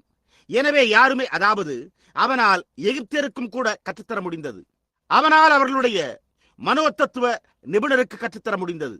இராணுவ பராக்கிரமம் என்னவென்று அவர்களுடைய தளபதிகளுக்கும் அவனால் கற்றுத்தர முடிந்தது. அவன் ஒரு மகத்தான மனிதனாய் இருந்தான். அவனுடைய மேன்மையின் காரணமாக ஜனங்களோ மோசேக்கு பயந்தனர். ஓ, அப்படிப்பட்ட மேதை என்னே! அவன் ஒரு தலைமை பேராயர் அல்லது போப்பாண்டவராக இருந்திருக்கலாம். அவன் ஒரு மகத்தான நபராய் இருந்தான். அவன் ஒரு பராக்கிரமுள்ள மனிதனாய் இருந்தான். அவன் இதை செய்ய பிறந்திருந்தான் என்பதை அவன் அறிந்தவனாய் தன் பெரிய குறிக்கோள் நிறைவேற வேண்டும் என்று மிகுந்த ஆவல் கொண்டவனாய் பயிற்சி பெற்றான். இன்றைக்கு நடப்பது போல நான் அந்த மனிதர்களை வேதாகம பள்ளிகளில் பயிற்சி பெற்றவர்களை கூறவில்லை. நான் அப்படி கூறவில்லை. இங்கு மேற்கு பாகத்தில் $15 கோடி செலவில் வேத சாஸ்திர பள்ளி ஒன்றை கட்டப்போகிறார்கள். பாருங்கள், பெந்தேகோஸ்தேக்காரர்கள். $15 கோடி செலவில் பள்ளி. என்னை பொறுத்தவரையில் அது ஊழிய களத்தில் உள்ள மிஷனரிமார்களுக்கு செலவிடப்பட வேண்டும். புரிகிறதா? பார்த்தீர்களா? புரிகிறதா? ஆனாலும் எப்படியாயினும் அவர்கள் வேதாகம பள்ளியை விட்டு வெளிவரும்போது அவர்கள் என்ன செய்கிறார்கள்? அவர்கள் என்னவா இருக்கின்றனர்? ஒரு கூட்ட நவநாகரிக பண்பற்ற ரிக்கிகளாக இருக்கிறார்கள் லட்சியமாக. அதன் பின்னர் அப்படித்தான் அவர்கள் வெளியே வருகின்றனர். அதே விதமாகத்தான் வேதாகம பள்ளியை விட்டு வெளிவரும் மற்றவர்களும் உள்ளனர். புரிகிறதா? இப்பொழுது நாம் கண்டறிவது என்னவெனில், மோசே தான் பெற்ற பயிற்சி அனைத்திலும் இன்றைக்கு பயிற்சி அளிக்கப்பட்டு பெரிய பேராயர்களை, மகத்தான உயரிய பேராசையை உருவாக்கின பின்பு நாம் என்ன செய்வோம்? நம்முடைய சுய ஆசைகளும் மோசேயின் ஆசைகளைப் போல் ஆகிவிடுகின்றன. புரிகிறதா? தேவன் மோசேயை தம் கரங்களில் கொள்வதற்கு முன்பு அவர் அவனுடைய பேராசையை களைய வேண்டியதாயிருந்தது. அவனுடைய பயிற்சி அனைத்தையும் அவர் களைய வேண்டியதாயிற்று. அவன் வெளியே சென்றான், அவன் விடுவித்தான். அவன் ஒரு எகிப்தியனை கொன்றான். அவன் அப்படி செய்தபோது அவன் தவறானதில் இருந்தான் என்பதை அவன் கண்டான். அவன் அப்படி செய்திருக்க கூடாது. அதுவல்ல முறை. தேவன் அவனை வனாந்திரத்துக்குள்ளாக ஒரு வனாந்திரமான இடத்துக்கு கொண்டு போக வேண்டியதாக இருந்தது. நீங்கள் கவனிப்பீர்களானால், தேவன் யாருக்காக ஒரு செய்தியை வைத்திருக்கிறாரோ அந்த ஒரு விதமான வினோதமான நபர்களை எல்லாம் அவர் வனாந்திரத்துக்கு கொண்டு செல்கிறார். அவர் பவுலுக்கு பயிற்சி அளிப்பதற்காக அவனை வனாந்திரத்துக்கு, அதாவது அவன் கண்ட இந்த மகத்தான தரிசனங்கள் அனைத்தையும் விளக்கி கூற வனாந்திரத்துக்கு கொண்டு சென்றார். ஒரு குறிப்பிட்ட வனாந்திரத்துக்கு போ, என்ன செய்ய வேண்டும் என்று தேவன் அவனுக்கு முழுவதுமாக அறிவிக்கும் வரையில் அவன் அங்கு தரித்திருந்தான். மோசேயின் காலத்தில் அவர் அவனை வனாந்திரத்துக்கு கொண்டு சென்றார். அங்கு அவனை 40 ஆண்டுகள் தங்கும்படி செய்து அவனுடைய வேதசாஸ்திரம் அனைத்தையும், சுய ஆசைகள் அனைத்தையும் களைந்தார். ஓ, அவன் திரும்பி பார்த்து அவனுடைய தோல்விகளை காண அது எத்தகைய தருணமாய் இருந்தது. நம்முடைய சுய ஆசைகளை நாம் காணும் போது இன்றிரவு நாமும் அதை செய்ய வேண்டியவர்களாய் இருக்கிறோம்.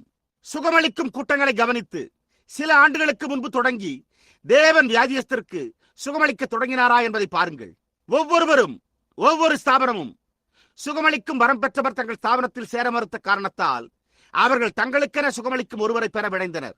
நாம் என்ன செய்து விட்டோம்? நாம் அதை சிறிது நேரம் சிந்திப்போம். மோசே செய்த அதே காரியத்தை நாம் செய்துள்ளோம். நாம் சென்று ஏதோ ஒரு விதமான அற்புதத்தை உற்பத்தி செய்ய முயன்றோம். நான் வியாதியை முகருகிறேன், என் கையில் ரத்தம் படுகிறது என்று கூறினோம். ஒரு அற்புதத்தை உற்பத்தி செய்தல். பார்த்தீர்களா? இப்பொழுது நாம் பெற்றுள்ளது என்ன? அவர்களில் சிலர் அதிக இறுக்கமடைந்து அதை விட்டு விலகி நிரந்தரமான குடிகாரராகவும் நரம்பு தளர்ச்சி உள்ளவர்களாகவும் தங்கள் சிந்தைகளை கெடுத்துக் கொண்டனர். அவர்கள் திரும்பிச் சென்று பெந்தேகோஸ்தே குறிக்கோளில் இருந்து அகன்று ஸ்தாபனம் உண்டாக்கி கொண்டு விட்டனர். புரிகிறதா? நாம் என்ன செய்து விட்டோம்? நாம் ஒரு எகிப்தியனை கொன்றோம். அது உண்மை. நாம் முயன்று, நாம் பாடுபட்டு, நாம் பணம் கொடுத்து, நாம் ஜபக்கூட்டங்களில் இரவு முழுதும் உழைத்தும் நாம் எந்த ஆதரவையும் பெறவில்லை. எனவே நாம் ஏதோ ஒன்றை உற்பத்தி செய்ய முயன்று, ஏதோ ஒரு விருந்து, இந்த காரியங்களின் எல்லா மாதிரிகளிலும் முழுவதும் தோல்வியடைந்து விட்டதையே கண்டறிகிறோம். நாம் வனாந்திரத்துக்கு திரும்பி செல்ல வேண்டியது அவசியம். அது உண்மை. ஆமையா, விரிசல்களும் போராட்டங்களும், அதை ஏன் விட்டுவிடக் கூடாது? அதைத்தான் நீங்கள் செய்ய வேண்டும். பாருங்கள், திரும்பி சென்று அதை கைவிட்டு விட வேண்டும். ஏன்? நாம் மோசே புரிந்த அதே செயலை செய்து கொண்டு வந்தோம். அதனால் ஒரு உபயோகமும் இல்லை. 40 ஆண்டுகள் கழித்து மோசே அவன்தானே தேவனுடைய வார்த்தைக்கு ஒரு சிறைவாசியாக இருப்பதை அறிந்து கொண்டான். நாம் என்ன செய்ய முயற்சிக்கிறோம்?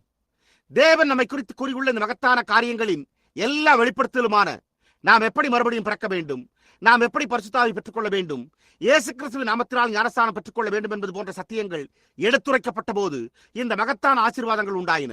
நீங்கள் பாருங்கள், ஜனங்கள் வார்த்தைக்கு சேனம் போட்டப்பட்டு அதில் நிலைத்திருப்பதற்கு பதிலாக அவர்கள் என்ன செய்கிறார்கள்? அவர்கள் தங்கள் சொந்த ஸ்தாபன தத்துவங்களை கைக்கொள்ள தொடங்கினர். அது ஏற்கனவே தோல்வியடைந்திருந்தது. உண்மையைப் போல் காட்சியளிக்கும் ஏதோ ஒன்றை உற்பத்தி செய்ய முயற்சிக்கின்றனர். இத்துடன் இதை நான் நிறுத்திக் கொள்வது நலம். புரிகிறதா? நான் கூறுவதன் அர்த்தத்தை புரிந்து கொள்ள உங்களுக்கு போதிய ஞானம் உள்ளதென்று நிச்சயமுடையவனாயிருக்கிறேன். புரிகிறதா? ஆனால் அது என்ன விளைவித்தது என்று பாருங்கள்.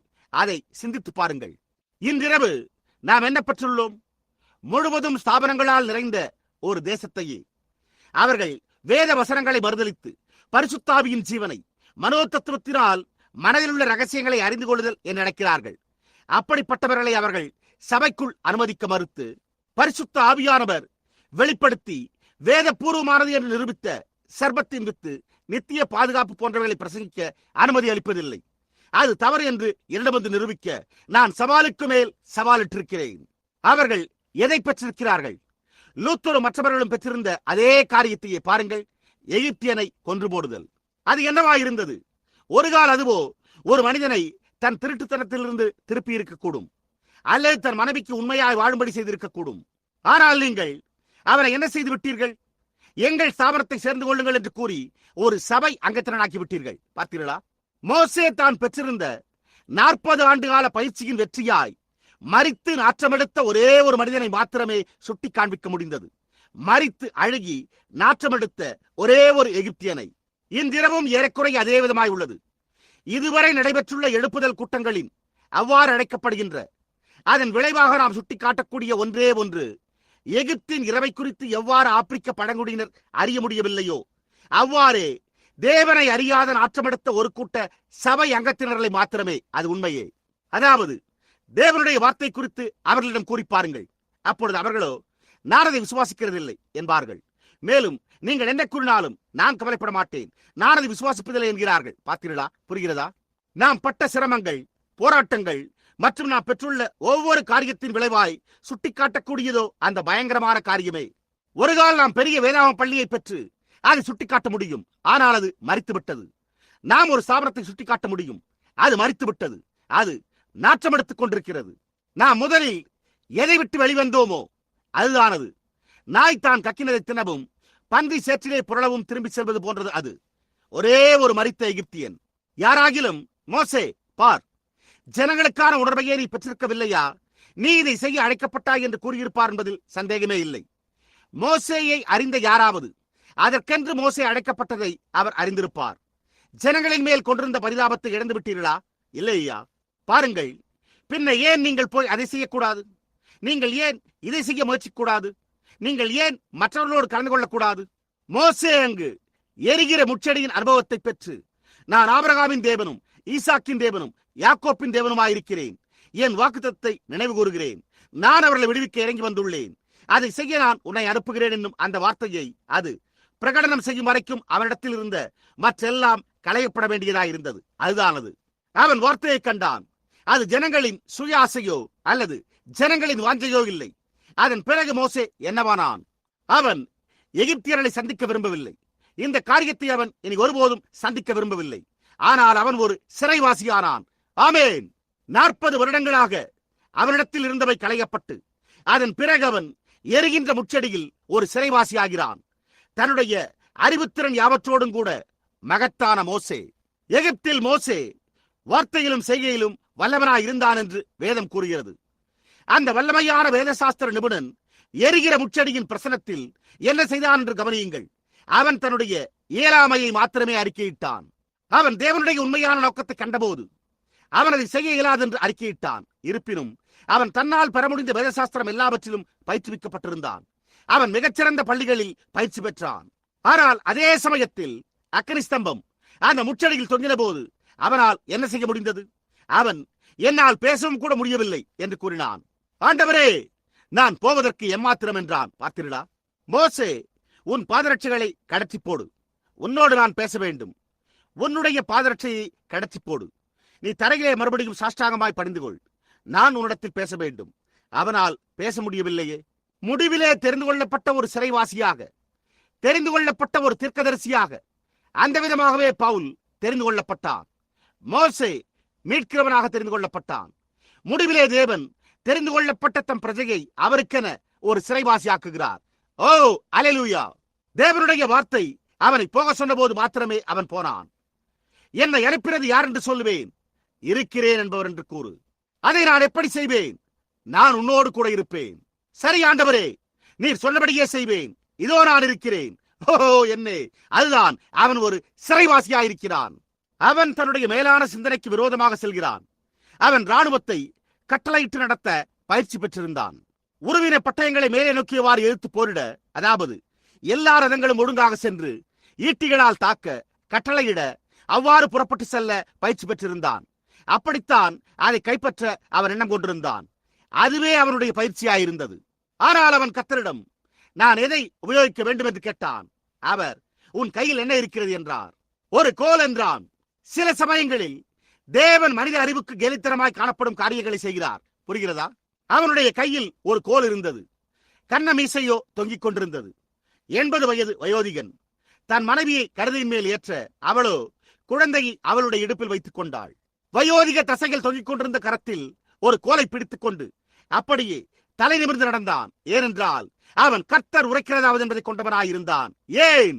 அவன் முடிவிலே நங்கூரமிடப்பட்டிருந்தான். அவன் ஒரு சிறைவாசியாயிருந்தான். வார்த்தை போக சொல்லும் போது மாத்திரமே நான் செல்வேன். வார்த்தை பேசும்போது மாத்திரமே நான் பேசுவேன். நீ எங்கே போகிறாய்? நான் ஒரு கட்டளை பெற்றிருக்கிறேன். தேவன் என்னை அனுப்பின பார்வோனின் முன்னால் நின்று இந்த கோலை அவனுக்கு காண்பிக்க வேண்டும். ஆமேன். இதன் பிறகு நீ என்ன செய்ய போகிறாய்? நான் இதை செய்த பிறகு அவர் எடுத்த காரியத்தை அருளுவார். அங்குதான் உங்கள் காரியமே உள்ளது. இன்றிரவு முதலடியாக நீங்கள் செய்யும்படி ஒரு காரியத்தை மாத்திரமே பெற்றுள்ளீர்கள். அது அர்ப்பணித்து ஒரு சிறைவாசியாதல். உன்னை குறித்தோ அல்லது வேறொன்றை குறித்தோ எண்ண வேண்டாம். ஒரு சிறைவாசியாகிவிடு. மோசே ஒரு சிறைவாசியானான். அவனால் பேசக்கூட முடியவில்லை என்று அறிக்கை செய்தான். முடிவில் தேவன் அவனை தமது கரங்களில் கொண்டார். தேவன் போக சொன்னால் மாத்திரமே அவனால் போக முடிந்தது. அவர் வார்த்தை அவனிடம் கூறினார். அது வார்த்தை என்று அவன் அறிந்து கொண்டான். அப்பொழுது அவன் தன்னை வார்த்தைக்கு ஒப்புக் கொடுத்தான். பரிசுத்த ஆவியானவர் அங்கே மோசேயை தேவனுடைய சித்தத்துக்கு சேணம் பூட்டினார். அதே காரியத்தை அவர் பவுலுக்கும் செய்தார். அது சரிதானே? அவர் பவுலுக்கு சேணம் பூட்டினார். சிறிய கோணலான மூக்கு கொண்ட கிண்டலான யூதன். அவன் தத்துவ மற்றும் எல்லா பாண்டித்ய பட்டங்களையும் பெற்றிருந்தான். ஆனால் அவன் வார்த்தை நிமித்தமாக எவ்வளவாய் பாடுபட வேண்டும் என்பதை நான் அவனுக்கு காண்பிப்பேன் என்றார். பார்த்தீர்களா? பவுல் அங்கு உட்கார்ந்து கொண்டு வார்த்தையை கண்டு அது இயேசு என்று அறிந்து கொண்டான். அவன் தன் கரங்களை உயர்த்தி அவருக்கு சேரம் பூட்டப்பட்டவனானான். தேவனுடைய அன்பு அவனை வார்த்தைக்கு சேரம் பூட்டிவிட்டது. அவன் புறஜாதிகளுக்கு முன்பாக நாமத்தை அறிவிப்பான். அவன் புறப்பட்டு சென்றான். மோசே, நான் உன் பிதாக்களின் தேவன், நான் ஆபிரகாமின் தேவனும் ஈசாக்கின் தேவனும் யாக்கோப்பின் தேவனுமாயிருக்கிறேன். நான் அவர்களுக்கு வாக்களித்தேன் என்பதை நினைவு கூறுகிறேன். வாக்குத்தத்தத்தின் நேரம் வந்துவிட்டது. என் ஜனங்களின் உபத்திரவத்தை நான் காண்கிறேன். என் வாக்குத்தத்தத்தை நான் நினைவு கூறுகிறேன். உனக்கு சேணம் போட்ட நான் இறங்கி வந்திருக்கிறேன். வார்த்தை என்ன கூறுகிறது என்று உனக்கு தெரியும். நீ அங்கு போவதற்காக நான் உன்னை சேணம் பூட்டியுள்ளேன். என் ஜனங்களை விடுவிப்பதற்கென உன்னை அங்கு அனுப்ப வல்லமையினால் உன்னை சேணம் பூட்டினேன். உன் கையில் அந்த கோலை ஒரு சாட்சியாக எடுத்துக்கொண்டு போ. ஏனென்றால் அதனால் நிகழ்த்தப்பட்ட ஒரு அற்புதத்தை நீ கண்டாய் என்றார். தாவீது கவனோடு சென்றது போன்றே. புரிகிறதா? அவன் தன்னை சேணம் பூட்டிக் கொண்டு அங்கு சென்றான். முடிவில் தேவன் தனக்கு கீழ்ப்படிந்த ஒருவனை, அவருக்கு சேணம் பூட்டப்பட்ட ஒருவனை பெற்றார். தேவனுடைய வார்த்தை அவனை போக சொன்னால் ஒழிய அவனால் போக முடியவில்லை. இன்றைக்கு ஜனங்கள் மாத்திரம் அதையே செய்தால் நலமாயிருக்குமே. அப்பொழுது அவன் அவருடைய சிறைவாசியாயிருந்தான். ஒரு அன்பின் சிறைவாசியாய் அன்பின் கட்டில் தேவனோடு நுகத்தில் பிணைக்கப்பட்டிருந்தான். பவுல் தேவனுக்கென்ற அன்பின் கட்டில் நுகத்தில் பிணைக்கப்பட்டான். பவுலை போன்றே அவர்கள் இருவருமே ஒரே விதமாக பயிற்சி பெற்றிருந்தனர். இஸ்ரவேல் ஜனங்களை ராணுவ பலத்தினால் விடுவிக்க மோசே பயிற்சி பெற்றிருந்தான் என்பதை நீங்கள் அறிவீர்கள். பவுல் காலத்தில் உலகிலிருந்த பெரிய மார்க்க சக்தியின் மேலும் ரோமருடைய கைகளில் இருந்து அவர்களை விடுவித்து சுவாதீனராக்கவும் பயிற்சி பெற்றிருந்தான். கமாலியலின் கீழ் பயிற்சி அளிக்கும் பெரிய பள்ளியிலிருந்து வந்திருந்தான். இருவரும் வனாந்தரத்துக்கு சென்று வித்தியாசமான மனிதர்களாய் திரும்பி வந்தனர். இருவரும் அக்கினி ஸ்தம்பத்தை கண்டனர். இருவரும் தீர்க்கதரிசிகள். சரியா? இருவரும் தீர்க்கதரிசிகள். இருவரும் அக்கினி ஸ்தம்பத்திலிருந்து பேசப்படுவதை கற்றனர். அது முற்றிலும் உண்மை. இருவரும் விடுவிப்பதற்கென தோன்றினார்கள். இருவரும் வனாந்தரத்துக்கு சென்றனர். தங்கள் வீடுகளை விட்டு வனாந்தரத்துக்கு சென்று கண்டறிய, அதாவது தங்களுடைய ஜனங்களையும் மற்ற எல்லாவற்றையும் விட்டு தேவனுடைய சித்தத்தை அறிந்து கொள்ள சென்றனர். புரிகிறதா? அவர்கள் ஒரே விதமான பயிற்சி பெற்றிருந்தனர். ஆனால் தேவனோ அவர்களை வேறு விதமாக மாற்றினார். அவர்கள் முற்றிலும் ஒரு சிறைவாசிகளாகி அவர்கள் விருப்பப்படி நடவாமல் அவர்கள் எப்படி நடந்து கொள்ள வேண்டும் என்று தேவன் விரும்பினாரோ அதே விதமாக நடந்தனர். அவர் நேற்று இன்றும் என்று மாறாதவராய் இருக்கிறார். இவைகளை கூற நமக்கு இன்னும் 10 நிமிடங்கள் கிடைக்குமா? நான் இன்னும் மற்றொரு குணாதிசயம் கொண்ட நபரை குறித்து துரிதமாக கூற உள்ளேன். இப்பொழுது அந்த ஒருவர் என் கண்முன் தோன்றுவதை நான் காண்கிறேன். அவருடைய பெயர் யோசேப்பு. அவன் தெரிந்து கொள்ளப்பட்ட குமாரன். அவன் இயேசு கிறிஸ்துவுக்கு ஒரு பரிபூர்ண முன்னடையாளமாக திகழ்ந்தான். அவன் ஒரு தீர்க்கதரிசியாக பிறந்தான். அவனும் ஒரு தீர்க்கதரிசியாக கூட இருந்தான். புரிகிறதா? அவனால் தரிசனங்களை காண முடிந்தது.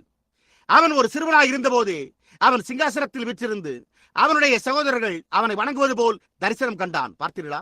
ஆனால் கவனியுங்கள், அவன் ஒரு பெரிய நபராய் இருந்ததாக நினைத்துக் கொண்டான். புரிகிறதா? ஆனால் தேவன் என்ன செய்ய வேண்டியதாக இருந்தது? அவர் மற்றவர்களுக்கு செய்திருந்த அதே காரியத்தை செய்தார். ஏனென்றால் மோசே ஒரு மீட்கிறவனாயிருந்தான். பவுல் ஒரு மீட்கிறவனாயிருந்தான். இப்பொழுது யோசேப்பும் ஒரு மீட்கிறவனாயிருந்தான். அவன் தன் ஜனங்களை பஞ்சத்திலிருந்து ரட்சித்தான். தேவன் அவனுக்கு என்ன செய்ய வேண்டியதாக இருந்தது? அவனை சிறையில் அடைக்க வேண்டியதாக இருந்தது. நேராக சிறையில் அவனை வைத்தார். ஆமையா, அவன் தன் சகோதரர்களால் ஒரு எகிப்தியனுக்கு விற்கப்பட்டான் என்பது நினைவிருக்கட்டும். அவர்கள் அவனை போத்திபாருக்கு விற்றனர். போத்திபார் அவனுக்கு சிறிது சுதந்திரம் கொடுத்திருந்தான். முதலாவது காரியம் என்ன தெரியுமா? அது அவனை விட்டு எடுக்கப்பட்டது. அவன் அழுது கொண்டே சிறையில் அமர்ந்திருந்தான். தேவன் அதை களைய வேண்டியதாக இருந்தது. இப்பொழுது இதை கவனியுங்கள். அவன் காவலில் இருந்தபோது அவன் சிங்காசனத்தில் விற்றிருந்து அவனுடைய சகோதரர் அவனை வணங்குவது போல் அவன் கண்ட தரிசனம் அவன் நினைவில் எப்பொழுதும் இருந்திருக்கும் என்று நான் எண்ணுகிறேன். ஏனெனில் அது அவன் தேவனிடத்திலிருந்து பெற்ற வரம் என்று அறிந்திருந்தான். அது நிறைவேற வேண்டியதாக இருந்தது என்றும் அவன் அறிந்திருந்தான். நாம் அதை நம்முடைய சிந்தையில் கொண்டவர்களாக மாத்திரம் இருந்தால், அதாவது தேவனுடைய வார்த்தையின்படி இந்த கடைசி நாட்களில் அவர் ஒரு சபையை பெற்றுக் கொள்ளப் போகிறார் என்றும் அவர் ஒரு கூட்ட ஜனங்களை பெற்றுக் கொள்ளப் போகிறார் என்றும் அறிந்து கொண்டால் நலமாயிருக்குமே. இந்த காரியங்களை அவர் வாக்கு பண்ணினபடியால் அவர் அவைகளை நிறைவேற்றப் போகிறார். அவர் அதை செய்வதாக கூறினார். நாம் அந்த நேரத்தில் தான் வாழ்ந்து கொண்டிருக்கிறோம். நாம் அங்குதான் இருக்கிறோம். அவர் நம்மை உண்மையான சிறைவாசிகளாக்கும்படிக்கு அவருடனே உள்ளில் பூட்டப்பட்டிருக்க செய்யும்படி முயற்சித்துக் கொண்டிருக்கிறார். நான் தேவனுடன் அடைக்கப்பட்டிருக்கிறேனா என்று நீங்கள் பாடும் அந்த பழைய பாடலை நீங்கள் கேட்டிருக்கிறீர்கள். நான் தேவனுடன் உள்ளே அடைக்கப்பட விரும்புகிறேன். இதை குறித்தே நான் சிந்தித்தேன். தேவனுடன் உள்ளே அடைக்கப்பட்டிருத்தல் வேறொன்றும் செய்ய முடியாது. தேவன் போக சொல்லுகிற போது மாத்திரமே நீங்கள் போக முடியும்.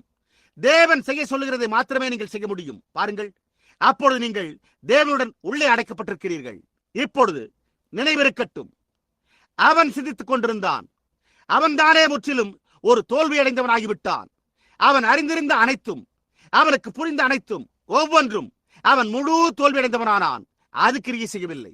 அவன் சொல்வதையோ யாருமே கேளாத சூழ்நிலையில் அவன் வைக்கப்பட்டு விட்டான். அவன் ஒரு சிறைவாசியாயிருந்தான். புரிகிறதா? அவிசுவாசிகள் அவனை விசுவாசிக்காத ஒரு சூழ்நிலையில் அவன் வைக்கப்பட்டான். நான் என்ன கூறுகிறேன் என்று உங்களுக்கு விளங்குகிறதா?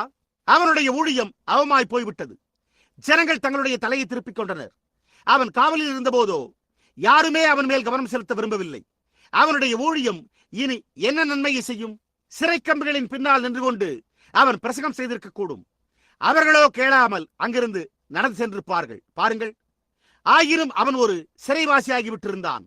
சரியான நேரம் வரும் வரைக்கும் தேவன் அவனை ஒரு சிறையில் வைத்திருந்தார். இதோ என்னுடைய மனிதன் இருக்கிறான் என்றார். மகிமை, முழு தோல்வி. முடிவிலே தேவன் அவனண்டை அவனுடைய சிறைக்கு வந்தார். அவர் பவுலிடமும் மற்றவர்களிடமும் வந்தது போலவே அவர் யோசேப்பிடம் வந்தார். அவனை அங்கிருந்து வெளியே கொண்டு வர அவர் அவனுக்கு அளித்திருந்த வரத்தை உபயோகித்தார். அது உண்மை. அவர் அவனை சிறையிலிருந்து வெளியே கொண்டு வந்தார். அவன் என்ன செய்தான்? அவர் அவனை சிறையிலிருந்து வெளியே கொண்டு வந்தவுடனே அவனுக்கு ராஜாவினால், தன்னுடைய ராஜாவினால் அதிகாரம் அளிக்கப்பட்டது. யாருக்கு கீழ் அடங்கியிருந்தானோ அவருக்கு பக்கத்திலே உட்கார்ந்தான். அவன் சிறையிலிருந்து வெளியே கொண்டு வரப்பட்டு அவன் சொன்னதெல்லாம் நிறைவேற்றத்தக்கதாக அவனுக்கு அதிகாரம் அளிக்கப்பட்டது. ஆமென். அவன் ஒரு நோக்கத்துக்காகவே பிறந்தான் என்று எப்பொழுதும் தன் மனதில் கொண்டிருந்தவனாய் அவனுடைய சிறையில் இருந்தான். அவன் ஒரு ராஜாவின் அருகில் உட்காரப் போவதாயிருந்தான். மற்றவர்கள் எல்லோரும் அவர்களுடைய முழங்கால்களை முடக்கி அவனை வணங்கப் போவதாயிருந்தது. அப்படித்தான் அவன் கண்ட தரிசனம் உரைத்தது. ஆமென். ஆனால் அவனுடைய தரிசனம் முழுவதுமாக நிறைவேறுவதற்கு முன்பு அவன் ஒரு சிறைவாசியாய் இருக்க வேண்டியதாக இருந்தது. ஆமென். அதன் பிறகு அவன் ஆளுகை செய்பவனானான். அவன் தன்னுடைய சிறை விட்டு வெளியே வந்து தேவனுடைய வார்த்தைக்கு ஒரு சிறைவாசியாகி தேவன் அவன் வாயில் கூறும்படி போடுகிறதை மாத்திரமே அவனால் கூற முடிந்தது. அப்பொழுது தேவன் அவன் மூலம் அசைவாடினார். கவனியுங்கள், பார்வோனின் இளவரசர்களை தன் விருப்பப்படி கட்ட மோசேக்கு அதிகாரம் இருந்தது. நீங்கள் இந்த மலையை பார்த்து பெயர்ந்து போய் என்று சொல்ல பார்வோனின் இளவரசர்களை கட்ட அவனுக்கு அதிகாரம் இருந்தது. அவர்கள் உதவிக்காரராக இருந்தாலும் அல்லது திருச்சபை மூப்பராக இருந்தாலும் அல்லது அவர்கள் மாகாண பிரதிநிதிகளாக இருந்தாலும் அல்லது அவர்கள் யாராயிருந்தாலும் சரி, அவன் நான் உங்களை கட்டுகிறேன் என்று சொல்லும் போது அவர்களோ கட்டப்பட்டனர். அவ்வளவுதான். அவன் தன் சொந்த வார்த்தையை உரைத்து தன் சித்தப்படி அது செய்ய முடிந்தது. ஆமென். தேவனுக்கு மகிமை. ஓ, நான் கூறியதை காத்துக்கொள்ள எனக்கோ இன்னும் கிட்டத்தட்ட 3 நிமிடங்கள் மாத்திரமே உள்ளன. அவன் உலகத்துக்கு ஒரு சிறைவாசியா இருப்பதிலிருந்து தேவனுக்கு ஒரு சிறைவாசியானான் என்று நாம் கண்டறிகிறோம். பவுலுக்கும் அதே விதமாக சம்பவித்தது. மோசேக்கும் அதே விதமாக சம்பவித்தது. தன் சொந்த கருத்துக்கு ஒரு சிறைவாசியா இருப்பதிலிருந்து தேவனுக்கு ஒரு சிறைவாசியாதல். யோசேப்பு வெளியே வந்தபோது அவன் தேவனுடைய வல்லமையை பெற்றிருந்தான். சவுல் பவுலான போது மோசேயின் சொந்த கருத்து, அதாவது அவன் அதை தேவனிடம் சமர்ப்பித்து அது அவனை விட்டு களையப்பட்டது. அவன் கிறிஸ்துவனுடைய வார்த்தைக்கு ஒரு சிறைவாசியானான். எங்கெல்லாம் போக மாத்திரம் முடியுமோ? நீங்களோ கிறிஸ்துவா என்று கேட்கலாம். அவன் எகிப்துள்ள பொக்கிஷங்களிலும் கிறிஸ்துவ நிமித்தம் ஒரு நிந்தையை அதிக பாக்கியம் என்று எண்ணினான். எனவே பவுல் இருந்ததைப் போன்றே அவன் கிறிஸ்துவுக்கு ஒரு சிறைவாசியாயிருந்தான். அவர்கள் மூவரும் தீர்க்கதரிசிகளாயிருந்தனர் என்பதை ஞாபகம் கொள்ளுங்கள். புரிகிறதா? அவர்கள் தேவனுடைய சித்தத்துக்கும் அவருடைய வழிகளுக்கும் ஒரு சிறைவாசிகளாவதற்கென தங்கள் சொந்த கருத்துக்கள் அவர்களை விட்டு களையப்பட வேண்டியதாயிருந்தது. அதன் பின்னர் அவனுக்கு தன் சொந்த வார்த்தையினால் கட்ட அதிகாரம் இருந்தது என்பதை நாம் ஞாபகம் கொள்ள வேண்டும். அவனுக்கு தன் சொந்த வார்த்தையினால் கட்டவிழ்க்கவும் அதிகாரம் இருந்தது. அவன் என் ராஜாவின் நாமத்திலே நான் உன்னை கட்டவிழ்க்கிறேன் என்று கூறியிருக்க முடியும். ஆமேன். பார்வோன் யோசேப்பை தன் குமாரனாக்கி கொண்டான். கிறிஸ்துவும் அன்பின் சிறைவாசிகளை தமது குமாரராக்கி தம்முடையவர்களாக்கி கொண்டார். அவருக்கு இருந்த அதே வல்லமையை அவர் அவர்களுக்கு அளிக்கிறார். பரிசுத்த யோவான் 14:12 என்னை விசுவாசிக்கிறவன் நான் செய்கிற கிரியைகளை தானும் செய்வான், இவைகளை பார்க்கிலும் அதிக கிரியைகளை செய்வான் என்று கூறப்பட்டுள்ளது. பாருங்கள், கிறிஸ்துவின் அன்பினால் சிறைவாசியானவனுக்கு தன்னுடைய ராஜாவாகிய கிறிஸ்துவினால் அதிகாரம் அளிக்கப்படுகிறது. ஆமேன். எவனாகிலும் இந்த மலையை பார்த்து நீ பெயர்ந்து சமுத்திரத்திலே தள்ளுண்டு போய் என்று சொல்லி தான் சொன்னபடியே நடக்கும் என்று தன் இருதயத்தில் சந்தேகப்படாமல் விசுவாசித்தால் அவன் சொன்னபடியே ஆகும் என்று மெய்யாகவே உங்களுக்கு சொல்லுகிறேன். நீங்கள் என்னிலும் என் வார்த்தைகள் உங்களிலும் நிலைத்திருந்தால், நீங்கள் என்னுடன் நுகத்தில் பிணைக்கப்பட்டிருந்தால், ஏனெனில் அவரும் அவருடைய வார்த்தையும் ஒன்றே. ஆதியிலே வார்த்தை இருந்தது, அந்த வார்த்தை தேவனிடத்தில் இருந்தது, அந்த வார்த்தை தேவனாயிருந்தது, அந்த வார்த்தை மாம்சமாகி நமக்குள்ளே வாசம் பண்ணினார். அவர் நேற்றும் இன்றும் என்று மாறாதவராயிருக்கிறார். நீங்கள் என்னில் நிலைத்திருந்தால், இங்கும் அங்கும் அல்ல, நீங்கள் என்னிலும் என் வார்த்தைகள் உங்களிலும் நிலைத்திருந்தால், நீங்கள் கேட்டுக்கொள்வது எதுவோ அல்லது நீங்கள் உரைப்பது எதுவோ அது உங்களுக்கு செய்யப்படும். அவன் வல்லமை உடையவனாயிருந்தான். கவனியுங்கள், யோசேப்பு சிறையை விட்டு வெளியே வருவதற்கு முன்பு அவன் வெளியே அடைத்து செல்லப்பட்டு சவரம் பண்ணப்பட வேண்டியவனாயிருந்தான். ஓ, தேவன் சில நேரங்களில் தம்முடைய பிள்ளைகளை அந்த விதமாக வெளியே கொண்டு போய் அவர்களுடைய சுய சித்தங்கள் சிலவற்றை சவரம் பண்ணுகிறார். அதன் மூலம் அவர்கள் செய்ய வேண்டும் என்று விரும்பினதை அவர்கள் செய்ய முடியாது என்பதை காண்பிக்கிறார். நான் என்ன கூறுகிறேன் என்பதை நீங்கள் புரிந்து கொள்ளுங்கள். அவர்கள் விரும்புவதை செய்வதற்கு அவர்களுக்கு சுயாதீனம் கிடையாது. அவர்கள் முழு அதிகாரத்துக்குள் வந்து கிறிஸ்துவின் அன்பின் அடிமைகளாவதற்கு முன்பு அவர்கள் சவரம் பண்ணப்பட்டு அவர் முன்னிலையில் நிறுத்தப்பட வேண்டும். சில சமயங்களில் அப்படி செய்ய, அவர்களுக்கு சவரம் செய்ய அவர் அவர்களை வனாந்தரத்துக்கு கொண்டு செல்கிறார். அதன் பின்னர் அவர்களை வெளியே கொண்டு வந்து அவர்களை அவர் நியமித்திருந்த நோக்கத்தை நிறைவேற்ற அபிஷேகம் பண்ணப்பட்டவர்களாக்குகிறார். நான் என்ன பொருட்படுத்தி கூறுகிறேன் என்று புரிந்து கொள்கிறீர்களா? சகோதரரே, நாம் முடிவு காலத்தில் இருக்கிறோம். மற்ற எல்லா காலங்களிலும் அவர் என்ன செய்திருக்கிறார் என்பதை நினைவில் கொள்ளுங்கள். அவர் எப்பொழுதுமே ஒரு மனிதனை தெரிந்து கொண்டு அவனை தமக்கு ஒரு சிறைவாசியாக்கும்படி செய்ய அவன் தனக்கு சொந்தமான எல்லாவற்றையும் கைவிட வேண்டியதாயுள்ளது. அவன் தேவனுடைய சித்தத்தை முறைப்படி அறிந்து தேவனை பின்பற்ற அவன் அறிந்த எல்லாவற்றையும் தான் பெற்றிருந்த பயிற்சி அனைத்தும் மறந்து கைவிட்டு விட வேண்டியதாயிருந்தது. அவன் ஒரே நேரத்தில் மனிதன் செய்ய வேண்டிய காரியத்தையும் தேவன் செய்ய வேண்டிய காரியத்தையும் பின்பற்ற முடியாது. அவை ஒன்றுக்கொன்று முரணாய் உள்ளன. நீங்கள் ஒரே நேரத்தில் கிழக்கு நோக்கியும் மேற்கு நோக்கியும் செல்ல முடியாது. நீங்கள் ஒரே நேரத்தில் இடது பக்கமும் வலப்பக்கமும் செல்ல முடியாது. நீங்கள் ஒரே நேரத்தில் சரியானதையும் தவறானதையும் செய்ய முடியாது. நீங்கள் ஒரே நேரத்தில் தேவனையும் மனிதனையும் பின்பற்ற முடியாது. இல்லை ஐயா, நீங்கள் ஒன்று தேவனை பின்பற்ற வேண்டும் அல்லது மனிதனை பின்பற்ற வேண்டும். ஆகையால் இப்பொழுது நீங்கள் தேவனை பின்பற்ற தேவனுக்கு உங்களை ஒப்புவித்திருந்தால், அப்பொழுது நீங்கள் அந்த தேவனுக்கு, அந்த வார்த்தைக்கு, அந்த சித்தத்துக்கு ஒரு சிறைவாசியாகி விடுகிறீர்கள். யார் என்ன கூறின போதிலும் கவலைப்படாமல் நீங்கள் அதற்கு ஒரு சிறைவாசியாகி விடுகிறீர்கள். கவனியுங்கள், நாம் முடிவு காலத்தில் இருக்கிறோம். விரைந்தோடிக் கொண்டிருக்கும் இந்த நேரத்தின் கடைசி 2 நிமிடங்களுக்கு முன்பு நான் இதை பயபக்தியுடனும் மரியாதையுடனும் கூற விரும்புகிறேன். பாருங்கள், இந்த கடைசி நாட்களில் தேவன் செய்யப்போவதும் அவசியம் செய்ய வேண்டியதும் என்னவெனில், அறுப்புக்காக அவர் ஒரு கருவியை தெரிந்து கொள்ள வேண்டும் என்பதே என் கருத்தாகும். அவர் களத்தை போரடிக்க ஒரு கருவியை தெரிந்து கொள்ள வேண்டும்.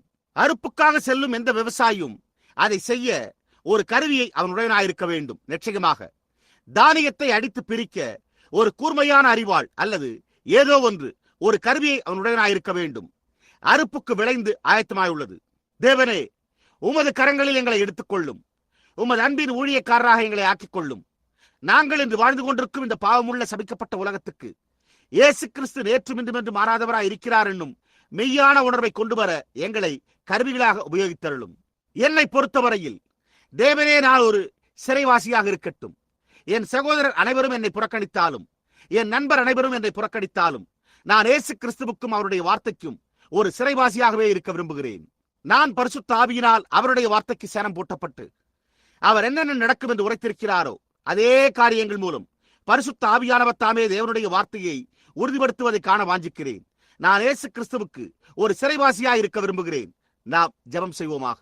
நாம் நம்முடைய தலைகளை வணங்கியிருப்பதோடு நாம் கொண்டுள்ள அந்த பேராசையை ஏதோ ஒன்றாக இருக்க வேண்டும் அல்லது ஏதோ ஒன்றாக இருக்கலாம் என நாம் சிந்திப்பதை, ஒரு சுயநல காரியத்தை, இவைகளை நாம் ஒருபுறம் தள்ளி வைக்க முடியாதா என்று இன்றிரவு நான் எதிர்பார்க்கிறேன்.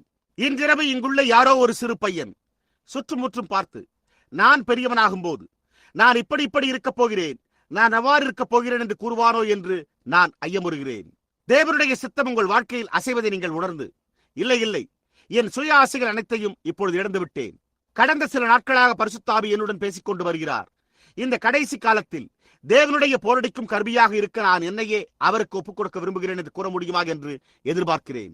இங்குள்ள வாழ்வு பெண்ணாக இருந்தாலும் ஒரு அருமையான நற்பண்புள்ள பெண்ணாக ஆக வேண்டும், அல்லது அழகான பெண்ணாக வர வேண்டும், அல்லது என்றாவது ஒரு நாள் நவநாகரிக திரைப்பட துறையான ஹாலிவுட்டில் நடிக்க வேண்டும் என்னும் எண்ணமுற்றிருந்தால், உங்கள் சுய ஆசைகள் அனைத்தையும் தேவனுடைய சமூகத்திலும் அவருடைய வார்த்தையின் சமூகத்திலும் ஒப்புக் கொடுக்க விருப்பம் இல்லாமல் இருந்தால், தேவனுடைய அழைப்பிற்கு உங்கள் வாழ்க்கையில் செவி கொடுப்பீர்களா என்று எதிர்பார்க்கிறேன்.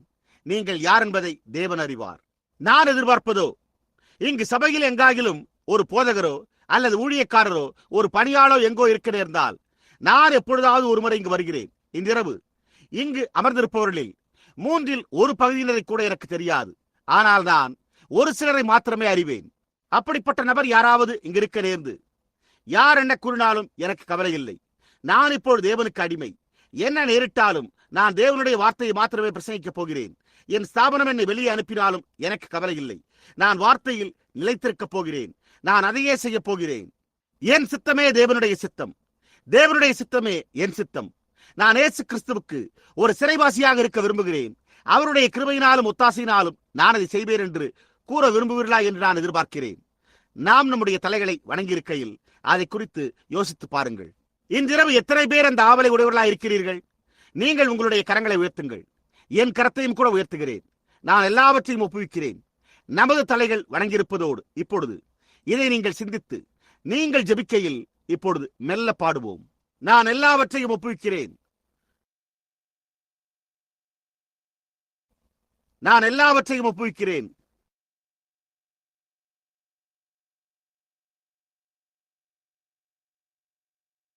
என் ஸ்தோத்தரிக்கப்பட்ட இரட்சகரே, எல்லாவற்றையும் உமக்கே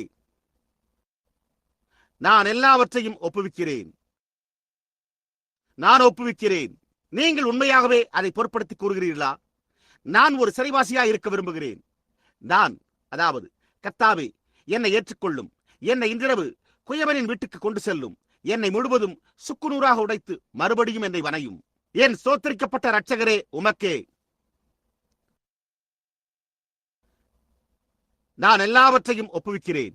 பரலோக பிதாவே, பாடல் தொடர்ந்து வாசிக்கப்படுகையில் நான் பாடலை பாடுவதை நிறுத்திவிட்டு உம்மிடம் சற்று நேரம் பேசுவது மிகவும் பிரயோஜனமாக இருக்கும் என்று நான் எண்ணினேன். ஜனங்கள் எல்லாவற்றையும் நான் ஒப்புவிக்கிறேன் என்று சிந்தித்துக் கொண்டிருக்கையில், பிதாவே, அப்படி செய்ய இதுதான் எங்களுக்கு அளிக்கப்பட்ட கடைசி தருணம் போல் இதை செய்வார்களாக. நாங்கள் உத்தமத்துடன் வந்து நாங்கள் கர்த்தருடைய மேசையண்டையில் கழுவப்பட்ட வஸ்திரங்களுடனும் கழுவப்பட்ட ஆத்துமாக்களுடனும் கழுவப்பட்ட சித்தங்களுடனும் கழுவப்பட்ட சுய ஆசைகளுடனும் வந்து எங்களையே ஒப்புவிப்போமாக. தேவன் தம்முடைய வார்த்தையை எடுத்துக்கொண்டு எங்களை ஒருங்கே அதனோடு தேவனுடைய வார்த்தையோடு பிணைப்பாராக. பரிசுத்த ஆவியானவர் எங்களை இப்பொழுது ஏற்றுக்கொள்வாராக. அந்த ரூபம் எங்கள் இருதயங்களை சுற்றி இணைக்கப்படுவதை நாங்கள் கேட்டு உணரும் போது இன்றிரவு முதற்கொண்டு நான் உம்முடைய வார்த்தையை ஏற்றுக்கொள்கிறேன். இப்பொழுது உன்னுடைய சொந்த எண்ணங்களை எண்ணாதே, என் நினைவுகளையே சிந்தித்துப்பார், என் சித்தத்தை எண்ணிப்பார். நான் உன்னை வழிநடத்துவேன் என்று கூறுவதை கேட்போமாக. தேவனே, எங்கள் ஒவ்வொருவருக்கும் இந்த அனுபவத்தை அருள்வீராக. இந்த வாலிபர்கள் இங்கே உட்கார்ந்து கொண்டிருக்கின்றனர். கணவனும் மனைவியும், சிலர் கணவனும் மனைவியுமாக ஆகப் போகிறார்கள். இங்கு வயோதிக மனிதர்கள், பாதைகளூடாக சென்று கொண்டிருக்கிற போதகர்கள் உட்கார்ந்து கொண்டிருக்கிறார்கள். கர்த்தாவே, இங்கு நானும் சகோதரன் நெவிதவர்களும் வயோதிகர்களாய்க் கொண்டே இருக்கிறோம். எங்களுடைய நாட்களோ இப்பொழுது எண்ணப்பட்டுக் கொண்டிருக்கின்றன. நாங்கள் முன்பு எடுத்து வைத்த அடிகளை விட அதிக ஜாக்கிரதையாகவே எங்களுடைய அடிகள் எடுத்து வைக்கப்படுகின்றன. நாங்கள் எங்கே அடியெடுத்து வைக்கிறோம் என்பதை நாங்களே கவனிக்கிறோம். சரீர பிரகாரமாக பார்க்கும்போது நாங்கள் முன்பு செய்தது போல அவ்வளவு உறுதியாக காலடிகளை எடுத்து வைக்க முடிவதில்லை. ஆனாலும் கர்த்தாவே, மரித்து போகக்கூடிய இந்த வாழ்க்கை மங்கிக் கொண்டு வருவதை நாங்கள் காண்கிறபடியால் நீர் எங்களுடைய கரத்தை பிடிக்காமல் எங்களுடைய காலடிகள் எதுவுமே உறுதியாயிருக்க முடியாது. இப்பொழுது தேவனே, எங்களை ஏற்றுக்கொள்ளும். அப்படி செய்வீரா? எங்கள் இருதயங்களையும் எங்கள் சித்தத்தையும் உமது கரங்களில் எடுத்துக்கொண்டு இன்றிரவு நாங்கள் வார்த்தைக்கும் கிறிஸ்துவுக்கும் சிறைவாசிகளாக மாறும்படி செய்யும். நாங்கள் இங்கு தேவ பக்தி உள்ள வாழ்க்கை வாழ்வோமாக. கர்த்தாவே, இந்த ஸ்திரீகளும் இந்த இளம் பெண்களும் இந்த இளைஞர்களும் பையன்களும் பெண் பிள்ளைகளும் தங்கள் வாழ்க்கையை உமக்கு அர்ப்பணிப்பார்களாக. அவர்களுடைய பேராவல் இயேசு கிறிஸ்துவை சேவிக்கும்படியான பேராவலாக மாறுவதாக. நாங்கள் அவருடைய தெய்வீக கிருபைக்கும் சித்தத்துக்கும் ஒரு சிறைவாசியாக மாறுவோமாக. கர்த்தாவே, இதை அருளும். கர்த்தாவே, இவ்வளவுதான் எனக்கு செய்ய தெரியும். இந்த கோர்வையற்ற சிறு வார்த்தைகளை நீர் சரியாக அவைகளை கோர்த்து தருவீர் என்று நான் நம்புகிறேன். இங்கு உஷ்ணமாய் உள்ளது, ஜனங்களோ கேட்க விரும்புகின்றனர். ஆனால் இங்கு உண்மையாக உஷ்ணமாய் உள்ளது. அநேகர் வீடு திரும்பி நேரத்தோடு வேலைக்கு செல்ல வேண்டியவர்களாக இருக்கின்றனர். ஆனால் அந்த விதைகள் அவர்களுடைய இருதயங்களில் பதிந்து அவர்களை ஒரு சிறைவாசியாக்குவதாக. அவர்கள் வீடு திரும்பி தங்கள் மனைவியிடம் அவர்கள் பிற்பகல் அல்லது மாலையில் படுக்கையறையில் ஜெபிக்க ஆயத்தமாவதற்கு முன்பு ஒருவரை ஒருவர் பார்த்து, அன்பே, நேற்றிரவு கேட்ட பிரசங்கத்தை குறித்தென்ன? நாம் உண்மையில் கிறிஸ்துவுக்கும் அவருடைய சித்தத்துக்கும் சிறைவாசிகள் ஆகிவிட்டோமா, அல்லது நம்முடைய சுய சித்தத்தினூடாக கிரியை செய்கிறோமா என்று கேட்கும்படி செய்யும். எங்கும் உள்ள வாலிபர்களும் வாலிப ஸ்திரீகளும், முக்கியமாக இன்றிரவு இந்த செய்தியை கேட்டிருக்கிறவர்கள், என் சொந்த ஜீவனை வெறுத்து நான் ஒரு சிறைவாசியாக சித்தம் கொண்டிருக்கிறேனா என்னும் அதே கேள்வியை தங்களுக்குள்ளாகவே கேட்டுக்கொள்வார்களாக. தன் ஜீவனை ரட்சிக்க விரும்புகிறவன் அதை இழந்து போவான். என் நிமித்தமாக தன் ஜீவனை இழந்து போகிறவன் அதை ரட்சித்துக் கொள்வான். பிதாவே, உமக்கு ஒரு சிறைவாசியாக மாறி உம்முடையதை கண்டறிய எங்களுடைய சுய ஆசைகளையும் எங்களுடைய சுய வாஞ்சைகளையும் விட்டுவிட வேண்டும் என்பதை நாங்கள் அறிந்திருக்கிறோம். அப்பொழுதே எங்களுக்கு நித்திய ஜீவன் உண்டாயிருக்கும். கர்த்தாவே, இதை அருளும். நான் அறிந்த ஒரே காரியம், இதை எப்பொழுது உமது கரங்களில் சமர்ப்பிப்பதேயாகும். அது பலனளிக்கும்படியாகி கடைசிகால அறுவடைக்கு மகத்தான கருவிகளை தோன்ற செய்வதாக. மனிதரும் ஸ்திரீகளும் பையன்களும் பெண்களும் தேவனுடைய பரிபூர்ண சித்தத்துக்கு தங்களை ஒப்புக் கொடுத்து இயேசு கிறிஸ்துவின் சிறைவாசிகளாகி அவருடைய அன்புக்கும் கிறிஸ்துவுக்கென தெய்வீக அன்பின் சங்கிலிகளினால் விலங்கிடப்பட்டவர்களாவார்களாக. நாங்கள் இதை அவருடைய நாமத்தில் வேண்டிக் கொள்கிறோம். நான் எல்லாவற்றையும் ஒப்புவிக்கிறேன். நாம் எழும்பி நிற்போமாக. நான் எல்லாவற்றையும் ஒப்புவிக்கிறேன். என்னுடைய எல்லாவற்றையும் உமக்கே. நாம் கண்களை மூடியிருப்பதோடு நம்முடைய கரங்களை உயர்த்தி நாம் அதை மறுபடியும் அப்படியே கூறுவோமாக.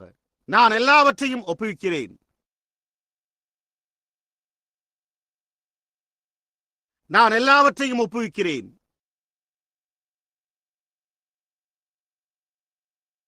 என் ஸ்தோத்திரிக்கப்பட்ட இரட்சகரே, எல்லாவற்றையும் உமக்கே. நான் எல்லாவற்றையும் ஒப்புவிக்கிறேன். இப்பொழுது இயேசுவின் நாமத்தை உன்னோடு கொண்டு செல் என்னும் பாடலை கலைந்து செல்வதற்கான பாடலாக பாடுவதற்கு முன்பு நாம் நம்முடைய தலைகளை வணங்குவோமானால், இங்குள்ள இந்த சகோதரனை நான் ஜெபம் செய்யும்படி கேட்டுக்கொள்ளப் போகிறேன். நான் அவருடைய பெயரை மறந்துவிட்டேன். இருள் அவள் மேல் வருவதை குறித்து தரிசனம் கண்டதாக சகோதரி சாட்சி சொன்னாள். அவள் சுகமடைந்து விட்டாள். ஞாபகம் கொள்ளுங்கள், அதன் பிறகு அவள் பார்த்தபோது அந்த திரை போய்விட்டது. அவளுடைய விசுவாசமே அதை செய்தது. சகோதரனே, நீங்கள் ஜெபம் செய்து எங்களை கலைந்து செல்ல செய்வீரா? தேவனுடைய ஆசீர்வாதங்கள் எங்கள் மேல் தங்க வேண்டும் என்று ஜெபியுங்கள்.